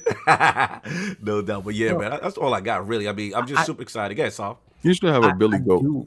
I do really think that both of these games coming out so close to each other, if you think about it, it is one of those situations where I think that, rising tide raises all boats. I think both of them coming out in close proximity, if you really think about it, I think they help each other and they help the genre. Yes, and that's why I'm excited. Again, it's my favorite genre. It doesn't really get a lot of love in the console space. In the PC space, it's moving, but in the console, so I would love these both to do well. And then console guys, we get our hands on it as well. And I'm with King though. I ain't waiting. I'm with King, bro. We day one, and I'm in there. Like I ain't people spoiling the story for me. That's how it's supposed to be. Like you're supposed to go where the games are. Go where the games are. So we ain't crying that it's over there. We just saying we gonna be over there. We're admitting that it's stupid, but we ain't waiting either. That's why the Final Fantasy thing. I hate that it's not on Xbox, but I wasn't waiting a year to play it. Like. I go on where the game's at, bro. I'm gonna tell you this. It's not. It's they allow us to do it. They have it there. They put it there. That's where they want you to game. They want you to engage. I guess they need those numbers up over there. As far as Game Pass goes, and they want those. To see the litmus test. It might be a litmus test. This might be what this is. Yeah, that's what Soft said. So that's what I think. Yeah, we go get up out of here. Let's get this poll rocking. New ILP poll this week with recent evidence suggesting that limited PlayStation 5 console availability at launch. How do you think this affects PS5 when it actually launches in comparison to the Series X? The choices are A, big effect, especially if PS5 has lower availability at launch and Xbox Series X is the same price. Choice B, no effect. Sony gamers will wait on PlayStation 5 availability to remain in stock for their pre-orders. See you next year. C, depends on compelling software lineup for the Xbox Series X. And D, I don't care for Addict because dual switch screens is coming in hot. And you know what's funny? I had made this a choice before we had to fight. So it's kind of ironic that it's in there. That's kind of hilarious. That's where it is. I was like literally predictive, kind of craziness. Yo, shoot to all the lords. We gonna have that Twitter up and all that, man. Salute to everybody in the chat. Lord Swat, the returning OG, coming through the realm. Good to see you, man. Where can the 5 people find you? What you got going on, sir? Good to see you guys. Thanks for having me. Absolutely. You can find me on Twitter at LordSwat and you can also find me on YouTube at StamYanchen. Yes. That's our gaming YouTube. No doubt. Salute to you and Lady Panda for showing me the utmost hospitality at Animal Crossing. Took me into your home, showed me, played music. It was great. Tom, look I've at been the sending crook. you gifts too. Yes, giving gifts. I took that flight out there, you know what I'm saying, to y'all island. You know what I'm saying? So salute out there. Shout out to Lady Panda. The Realm, always welcome. You know, again, one of the best marriages ever. Gaming marriages ever. Salute. You know what I'm saying? I was out there. Shout out to the Texas. You Really awesome having you. Absolutely, brother. You already know. Family already know. And of course, Lord Addict. Going at it with me. We're having very feisty times today. We're able to recover very nicely like we do. That's still my brother. We fight, but that's just a passion. That's how we are. It's always love. Lord Addict, where can the people find you? What you got going on, sir? You can find me at Target buying that new Nintendo Switch when it drops. He had to do it. But yeah, you can find me on Twitter at Lord Addict ILP. You can find me on. How many times am I gonna say that and you still laugh on that? I love it. One would think. One would think that after enough of them, you would be like, I already know what's happening. You know what it is? Because you don't say that Twitter. That Twitter. It's the Twitter. The Twitter. And I think it's so hot and funny. I'm sorry. Funny. It is. You can find me there. You can find me on YouTube at Gaming Addicts. And you can find me next week here. You already know. Lord Sovereign, the new turn-based strategy king. His favorite genre. He is back now that the graphics are good. Where can the people find you? What's going on? They can find me on Twitter, Lord Sovereign ILP, and BX Sovereign on PSN and Xbox Live. And shout out to everyone in the chat today. We had like 200 people at a time, man. The chat always lit as always. But yeah, you guys are coming in to watch and support, man. I appreciate that. Absolutely. Much love. Lord King, starting tremendous trouble. Evil genius scientist completely manipulates me and Addict to fight. Yeah, none of that. I didn't even know I was going to be on that side to the topic. I didn't even know the topic. I literally didn't even know what the topic was. That definitely felt like a Joker moment. Yeah, I knew, because I'm like, why is he picking Switch topics this week? I literally didn't even know. I'm the Switch topic guy. Like, you know, and I'm like, all right, so like we'll do it. You know, I was harmless, nigga. This man set me up. He knew damn well how passionate Addict was about that 3DS, and then it went left. It was amazing. It was just how I planned it. I said, add water and watch it go. Yo, you can catch me at Twitter, that Twitter. At King David OTW. You can catch him copying me too. But yeah, I'm sorry, I like it. Sorry. Hashtag, I'm gonna use it. But if you follow him, Lord King David, that ain't me. So yeah, don't follow him. I don't know who that guy is. But new KOS is coming up, and it's going to be a statue that, like I said before, I was chasing the statue down. I'm gonna give a shout out to the guy that helped me acquire the statue in this. Sure, shout him out. Oh yeah, definitely not yet. I'm gonna shout him out. Later. My bad. That's the news. My bad. Nobody need to know it's coming, right? You know, you're gonna wait for that. Yeah, and listen. Also, I noticed something a little weird. If you don't go inside your settings on YouTube and you don't click 4K, I shoot all my videos in 4K. Facts. And if you don't go click 4K in there, you're seeing muddy. Because I was sitting there like, what the hell is going on with this video? I said, you know, I shoot in 4K. I said, is it the Kodak with YouTube? But I went inside my settings and YouTube. There's a little bar down at the bottom, little 3 dots. You go inside there, and then there's a setting. You go to the visuals, and you can hit it. I hit 4K, and boom, pristine, crystal, look beautiful. The sound quality is even better. So go check out those statue videos. Also, if y'all got statues that y'all didn't see, if you're trying to figure out if I have them, if I put them up, hit us up. Hit us up at lordsofgaming.net or hit us up on Twitter on Lognet's channel. Also, and you know, we'll get right back at you. Also, do me a favor. Let's get it. If y'all think that the last word with LordCognito and Ebontis is just, you know, for Destiny, let me tell you something. Y'all missing some of the greatest fights that y'all can ever see. And I go there just missing some of the greatest bullying that you've ever. God. But you know what? Ebontis is on his bully game back because I sit there and wait for Cognito to poke and prod this man for him to fight back. And his fight back is like a wild pit bull. And if he gets you, he gonna hold you down. So you'll see y'all next week. Also, go cop that merch, man. Go cop that merch. You already know. Yeah, shout out to Patty. She's like, is that a hockey jersey king? I was like, that's special edition. Yeah. Very, very limited edition.